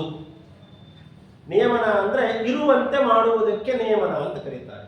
ಭಗವಂತನ ಪಾದಾರವಿಂದಗಳಲ್ಲೇ ನಮ್ಮ ಮನಸ್ಸನ್ನ ಇಡುವಂತೆ ಮಾಡುವುದು. ಭಗವಂತ ಈ ರೀತಿ ನಮ್ಮನ್ನ ನೇಮನ ಮಾಡು, ಪ್ರೇರಣೆ ಮಾಡು ನಾವು ಕೇಳ್ತೀವಿ. ಇದನ್ನ ನೇಮನ ಮಾಡು ಅನ್ನೋದಕ್ಕೆ ಇನ್ನೊಂದು ಅರ್ಥ ಸ್ಥಿತಿ. ಸ್ಥಿತಿ ಅಂದ್ರೆ ಏನು? ಇರುವಂತೆ ಎಲ್ಲಿ ಇರುತ್ತೋ ಅದನ್ನ ಅಲ್ಲೇ ಸ್ಥಿತಿ, ಚೆನ್ನಾಗಿ ನೋಡ್ಕೋ, ಇದು ಇಲ್ಲಿದೆ ಇದನ್ನ ಚೆನ್ನಾಗಿ ನೋಡ್ಕೋ ಅಂತೀವಿ ನಾವು. ಸೊ ಸ್ಥಿತಿ ಅಂದ್ರೆ ನೋಡ್ಕೊಳ್ಳೋದು, ನಿಯಮನ ಅಂದ್ರೂ ಅಷ್ಟೇ. ನಿಯಮನ ಅನ್ನುವ ಅರ್ಥವನ್ನ ಸ್ಥಿತಿ ಶಬ್ದದಿಂದ ಕೊಟ್ಟರು ದಾಸ. ಉದಯದಿಂದ ಸೃಷ್ಟಿ, ಸ್ಥಿತಿಯಿಂದ ಸ್ಥಿತಿ, ಉದಯದಿಂದ ಸಂಹಾರ, ನಿಯಮನ ಅನ್ನುವ ಅರ್ಥದನ್ನ ಸ್ಥಿತಿ ಶಬ್ದದಿಂದ. ಮತ್ತೆ ಉಳಿದಿದ್ದು ಯಾವುದು? ಸೃಷ್ಟಿ, ಸ್ಥಿತಿ, ಲಯ, ನಿಯಮನ ಆಯ್ತು. ಇದು ಚೇತನ ಅಚೇತನಕ್ಕೆ ಸಂಬಂಧಪಟ್ಟದ್ದು ಮೊದಲು 4. ಸೃಷ್ಟಿ, ಸ್ಥಿತಿ, ಲಯ, ನಿಯಮನ. ಇನ್ನ ಜ್ಞಾನ, ಅಜ್ಞಾನ, ಬಂಧ, ಮೋಕ್ಷ, ಈ 4 ಇದೆ. ಈ 4 ಎಲ್ಲಿ ಹೇಳಿದ್ದಾರೆ ಅಂದ್ರೆ ಇವೆರಡರಲ್ಲೇ ಹೇಳಿದ್ದಾರೆ. ಮತ್ತದೇ ಜ್ಞಾನ, ಅಜ್ಞಾನ, ಬಂಧ, ಮೋಕ್ಷ. ಜ್ಞಾನ ಅಂದ್ರೇನು? ಜ್ಞಾನ ಅಂತಂದ್ರೆ ಜ್ಞಾನದ ಲಾಭ ಏನು? ಕುತು ಅಯ ಗತು. ಅಯ ಅಂತಂದ್ರೆ ಹೊರಡೋದು ಒಂದೇ ಅರ್ಥ ಅಲ್ಲ. ಅಯ ಗತು. ಗ ಅಂದ್ರೆ ಗತಿ. ಗತಿ ಅಂದ್ರೆ ಜ್ಞಾನ. ಗತ್ಯರ್ಥಾನ ಜ್ಞಾನಾರ್ಥತ್ವ ಅಲ್ವಾ? ಗತಿ ಅಂದ್ರೆ ಜ್ಞಾನ. ಭಾಗವತ ಗ ಅಂದ್ರೆ ಜ್ಞಾನ ಕೊಡ್ತಾರೆ. ಹೇಗೆ? ಗ ಅಂದ್ರೆ ಜ್ಞಾನ. ಹೇಗೆ? ಗ ಅಂದ್ರೆ ಗತಿ, ಗತಿ ಅಂದ್ರೆ ಜ್ಞಾನ. ಹಂಗೆ ಅಯ ಅಂತಂದ್ರೆ ಗತಿ, ಗತಿ ಅಂದ್ರೆ ಜ್ಞಾನ. ಎಂಥ ಜ್ಞಾನ? ಜ್ಞಾನ, ಉತ್ಕೃಷ್ಟವಾದ ಜ್ಞಾನ. ಸೊ ಜ್ಞಾನ ಎಲ್ಲಿ ಹೇಳಿದ್ರು? ಉದಯ. ಜ್ಞಾನ ಅನ್ನೋದನ್ನ ಉದಯ ಶಬ್ದದಿಂದ ಕೊಟ್ಟರು ನಮಗೆ. ಇನ್ನು ಅಜ್ಞಾನ ಅಂತ ಇದೆ. ಅಜ್ಞಾನದ ಸ್ವಭಾವ ಏನು ಹೇಳಿ? ಏನಾದ್ರೂ ಗೊತ್ತಿದ್ರೆ ಮೇಲಕ್ಕೆ ಹೋಗ್ತೀವಿ, ಏನೂ ಗೊತ್ತಿಲ್ಲ ಅಂದ್ರೆ ಅಲ್ಲೇ ಇರ್ತೀವಿ. ಅಜ್ಞಾನ. ಸ್ಥಿತಿ ಅಲ್ಲೇ ಇರ್ತಾನೆ. ಆದ್ರೆ ಹೇಳ್ತಾರೆ ಸ್ಥಿತಿ ಅಂದ್ರೆ ಅಲ್ಲೇ ಹೇಗಿರುತ್ತೋ ಅದು ಹಾಗೇ ಕುತ್ಕೊಳ್ಳೋದು ಸ್ಥಿತಿ. ಸೊ ಅಜ್ಞಾನ ಇಲ್ಲೇ ಇರುವಂತೆ ಮಾಡುತ್ತೆ ನಮ್ಮನ್ನ. ಉದಯ ಉತ್ಕೃಷ್ಟ ಮೇಲೆ ಕರ್ಕೊಂಡು ಹೋಗುತ್ತೆ, ಜ್ಞಾನ ಪುರಸ್ಸರ ಕರ್ಕೊಂಡು ಹೋಗುತ್ತೆ. ಉದಯ ಅಂದ್ರೆ ಜ್ಞಾನ, ಅಜ್ಞಾನ ಅಂದ್ರೆ ಸ್ಥಿತಿ ಅಂದ್ರೆ ಅಜ್ಞಾನ.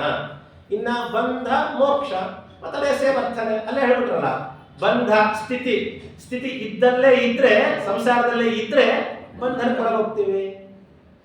ಉತ್ತು ಅಯ ಗತಿ ಅಂದ್ರೆ ಹೊರಡೋದು. ಎಲ್ಲಿಗೆ? ಮೇಲಕ್ಕೆ ಹೊರಡೋದು. ಮೋಕ್ಷ ಎಲ್ಲಿದೆ? ಮೇಲಿದೆ. ಉದಯ ಅಂದ್ರೆ ಮೋಕ್ಷ. ಉದಯ ಸ್ಥಿತಿ. ಉದಯ ಅನ್ನುವ ಶಬ್ದವನ್ನು ಆಡುವ ಮುಖಾಂತರ ಸೃಷ್ಟಿ ಅರ್ಥ ಕೊಟ್ಟರು, ಸ್ಥಿತಿಗೆ ಸ್ಥಿತಿ ಅರ್ಥ, ಲಯಕ್ಕೆ ಉದಯ ಅನ್ನುವ ಶಬ್ದ ಅರ್ಥ, ಮತ್ತೆ ನೇಮನಕ್ಕೆ ಸ್ಥಿತಿ ಅನ್ನುವ ಶಬ್ದದಿಂದ ಜ್ಞಾನಕ್ಕೆ ಉದಯ, ಅಜ್ಞಾನಕ್ಕೆ ಸ್ಥಿತಿ, ಬಂಧಕ್ಕೆ ಸ್ಥಿತಿ, ಉದಯಕ್ಕೆ ಮೋಕ್ಷ. ಎರಡೂ ಶಬ್ದಗಳಿಂದಲೂ ಕೂಡ ಉದಯ ಸ್ಥಿತಿ ಕಾರಣನೇ ಅಂತ ಹೇಳಿದ್ರೆ ಸೃಷ್ಟಿ, ಸ್ಥಿತಿ, ಲಯ, ನಿಯಮನ, ಜ್ಞಾನ, ಅಜ್ಞಾನ, ಬಂಧ, ಮೋಕ್ಷ ಇಷ್ಟಕ್ಕೂ ಕಾರಣನೇ ಅಂತ ಅರ್ಥ.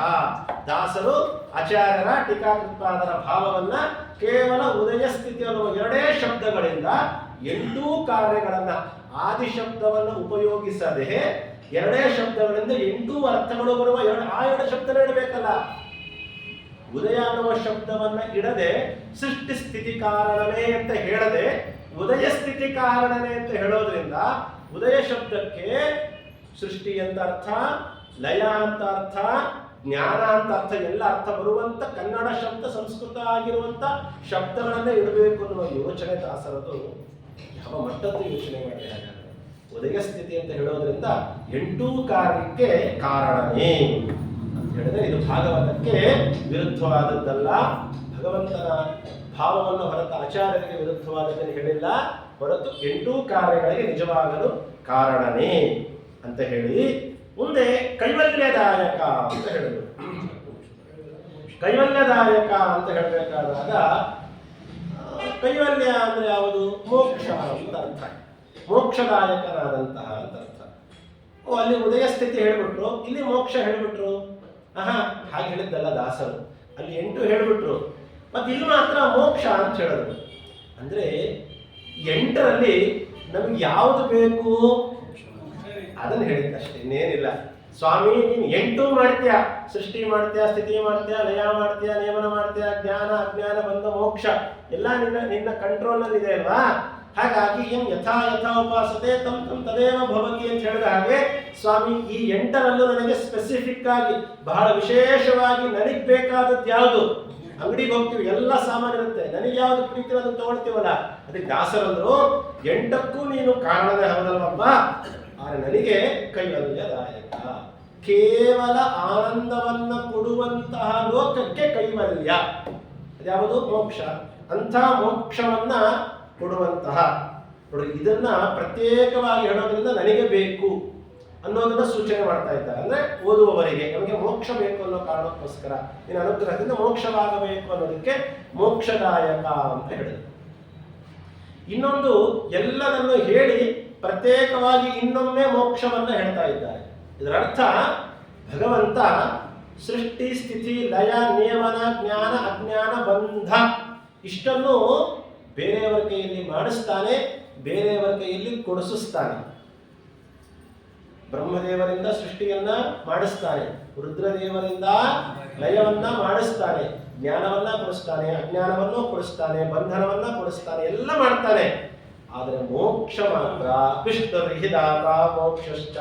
ಆಚಾರ್ಯರು ಹೇಳ್ತಾರೆ, ಮೋಕ್ಷ ಯಾರ ಕೈಲೂ ಕೊಡಿಸೋದಲ್ಲ, ನಾನೊಬ್ಬನೇ ಕೊಡುವವ.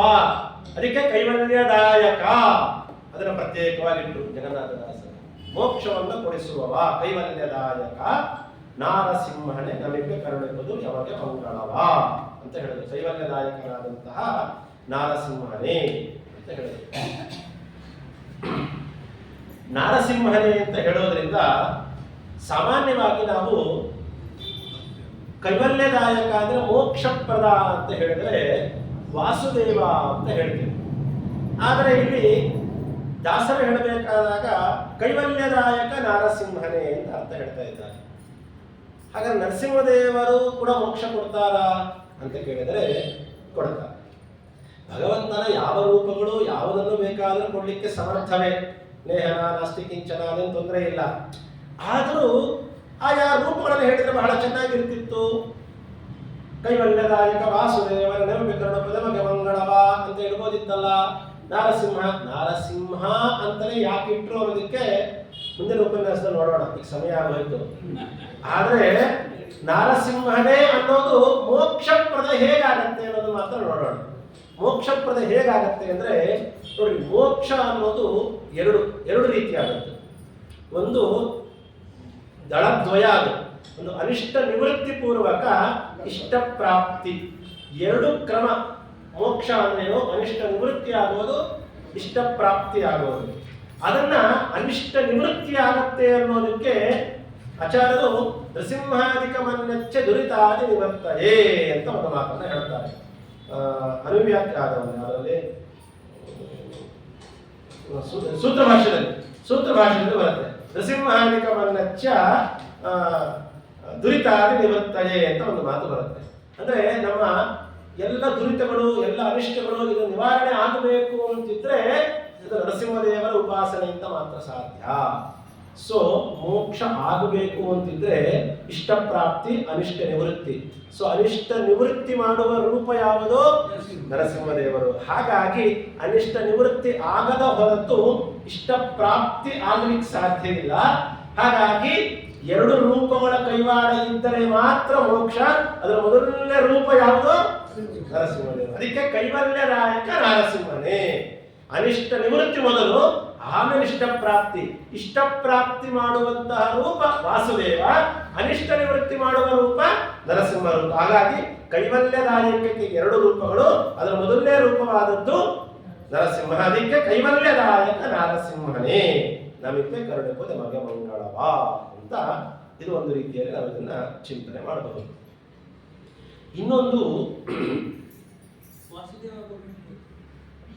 ವಾಸುದೇವ ಎಂಬುದು ಈಗ ಕೈವಲ್ಯದಾಯಕ ನರಸಿಂಹ. ಇಲ್ಲಿ ನಾರಸಿಂಹ ಶಬ್ದವೂ ಕೂಡ ಮೋಕ್ಷವನ್ನ ಕೊಡ್ಲಿಕ್ಕೆ ಕಾರಣವಾಗಿದೆ ಅಂತ ಅಷ್ಟೇ ಹೇಳ್ತಾರೆ. ವಾಸುದೇವ ಕೊಡತ್ತೆ ಅಂದ್ರೆ ಸಿದ್ಧವಾದ ವಿಷಯ. ದಾಸರು ಕೈವಲ್ಯದಾಯಕ ನರಸಿಂಹನೇ, ಕೈವಲ್ಯದಾಯಕ ಅನ್ನುವ ಶಬ್ದವನ್ನ ಬಿಟ್ಟು ನರಸಿಂಹ ರೂಪವನ್ನು ಯಾಕೆ ಅಲ್ಲಿಟ್ರು ಅಂತ ಹೇಳಿದ್ರೆ, ಅನಿಷ್ಟ ನಿವೃತ್ತಿ ಆದ ಮೇಲೆ ಇಷ್ಟ ಪ್ರಾಪ್ತಿ. ಮೋಕ್ಷ ಅನ್ನೋದು ದಳದ್ವಯಾತ್ಮಕವಾದದ್ದು, ಎರಡು ದಳದಿಂದ ಕೂಡಿರುವಂತಹದ್ದು. ಅದರಲ್ಲಿ ಒಂದು ದಳ ಅನಿಷ್ಟ ನಿವೃತ್ತಿ, ಒಂದು ದಳ ಇಷ್ಟ ಪ್ರಾಪ್ತಿ. ಮೋಕ್ಷಪ್ರದ ವಾಸುದೇವ ಇಷ್ಟ ಪ್ರಾಪ್ತಿ ಆದ್ರೆ ಅನಿಷ್ಟ ನಿವೃತ್ತಿ ಆದ ರೂಪ ಯಾವುದು? ಅದು ನರಸಿಂಹ. ಅದಕ್ಕಾಗಿ ಕೈವಲ್ಯದಾಯಕಕ್ಕೆ ನರಸಿಂಹನು ಬೇಕೇ ಬೇಕು ಅನ್ನೋದನ್ನ ಅದೊಂದು ಸಿದ್ಧ, ಅದೊಂದು ತತ್ವದ ವಿಚಾರ. ಅದು ಉಪನಿಷತ್ತಿನಲ್ಲಿ ಒಂದು ವಿಚಾರವನ್ನ ದಾಸರು ನಾರಸಿಂಹ ಅನ್ನುವ ಶಬ್ದವೂ ಕೂಡ ಮೋಕ್ಷದಾಯಕವಾದದ್ದೇ ತಿಳ್ಕೊಳ್ರಿ ಅನ್ನೋದನ್ನ ತೋರಿಸೋದಕ್ಕೋಸ್ಕರ ಕೈವಲ್ಯದಾಯಕ ನಾರಸಿಂಹನೇ. ಎರಡು ಗೊತ್ತಾಯ್ತು. ನಮಗೆ ಮೋಕ್ಷ ಬೇಕು ಅಂತ ಸ್ಪೆಸಿಫಿಕ್ ಆಗಿ ಮೋಕ್ಷ ಕೇಳ್ತಾ ಇದ್ದೀವಿ, ಅದಕ್ಕೋಸ್ಕರ ಕೈವಲ್ಯದಾಯಕ. ನರಸಿಂಹ ರೂಪ ಯಾಕಿಟ್ರು? ಅನಿಷ್ಟ ನಿವೃತ್ತಿ. ಒಂದು ಇಷ್ಟ ದೇವತೆ ಗ್ರಂಥ ಪ್ರತಿಪಾದ್ಯವೂ ಆಗಬೇಕು ನರಸಿಂಹದಲ್ಲಿ, ಅದಕ್ಕೋಸ್ಕರ ನರಸಿಂಹ ಇಟ್ರ? ಅಲ್ಲ ಅಲ್ಲ. ಆಗ ನರಸಿಂಹ ಇಟ್ಟದ್ದು ಔಚಿತ್ಯವಾಗ್ಲಿಲ್ವಾ ಅನ್ಕೊಳ್ಬೇಡ್ರಿ, ಔಚಿತ್ಯ ಪೂರ್ಣ. ಹೇಗೆ ಔಚಿತ್ಯ ಪೂರ್ಣ? ಮೋಕ್ಷ ಅನ್ನೋದು ಎರಡು ದಳದಿಂದ ಕೂಡಿರೋದು, ಅನಿಷ್ಟ ನಿವೃತ್ತಿ. ಅನಿಷ್ಟ ನಿವೃತ್ತಿಯಾದ ರೂಪ ಯಾವುದು? ಆಚಾರ್ಯರು ಸೂತ್ರ ಭಾಷೆಯಲ್ಲಿ ಹೇಳಿದ್ದಾರೆ, ದುರಿತಾದಿ ನಿವೃತ್ತಯೇ. ಅದ್ಯಾವುದು?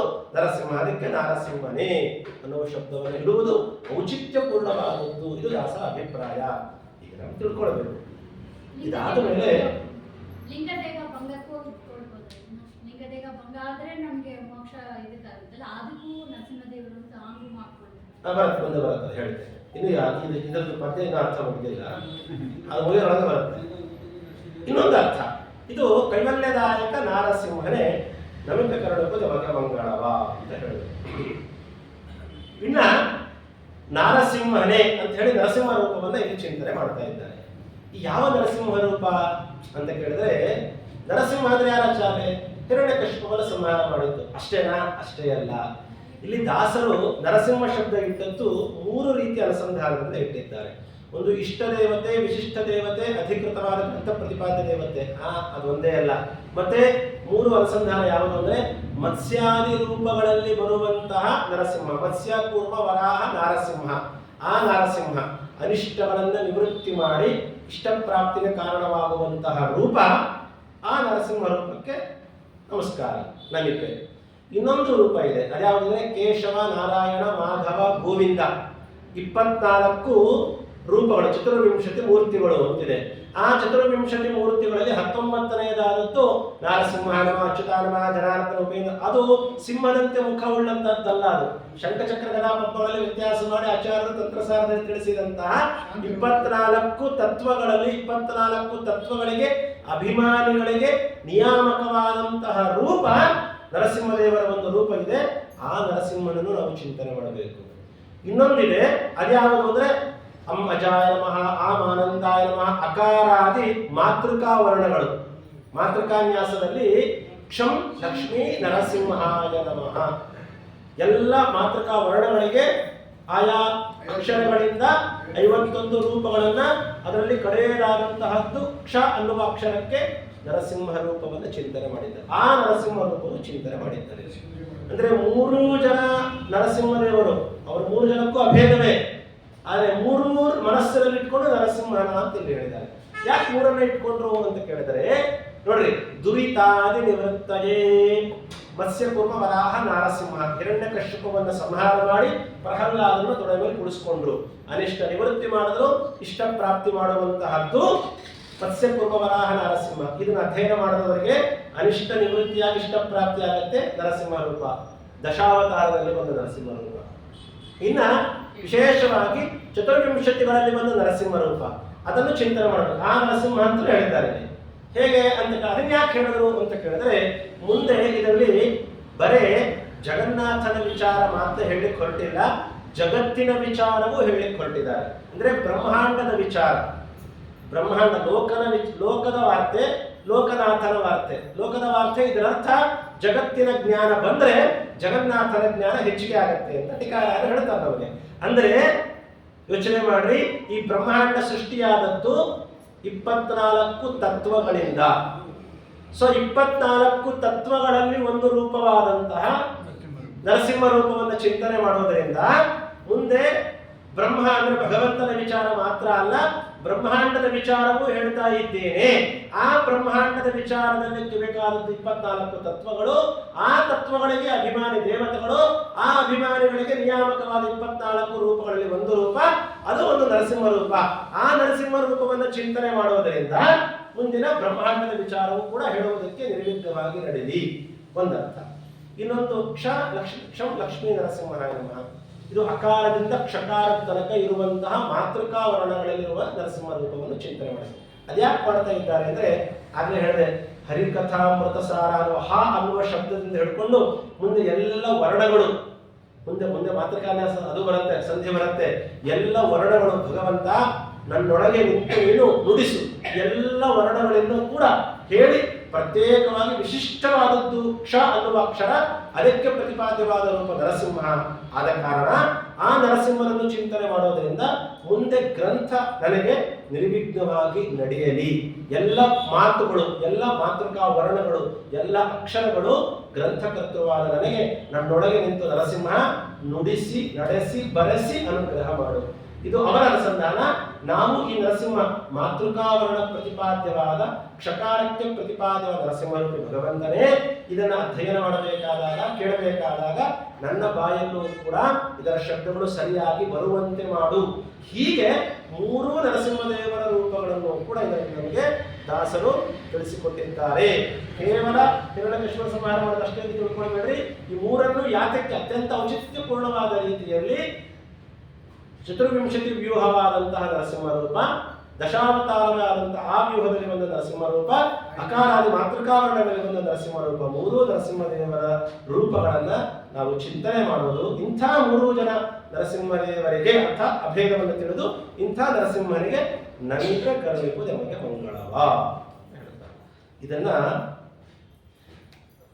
ಇದು ಒಂದು ಚಿತ್ತ ಪಕ್ಷಿ ನೋಟ, ಒಂದು ರೀತಿಯಲ್ಲಿ ಈ ಪದ್ಯವನ್ನು ನಾವು ಚಿಂತನೆ ಮಾಡಿದ್ವಿ.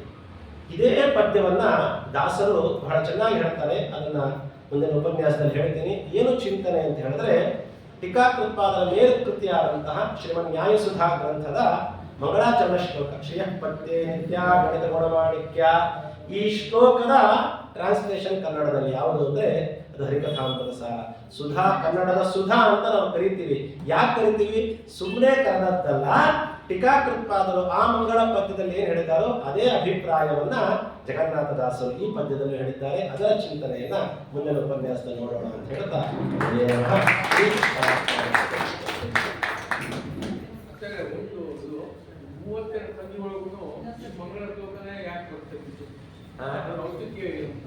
ಪಲ್ಲವಿ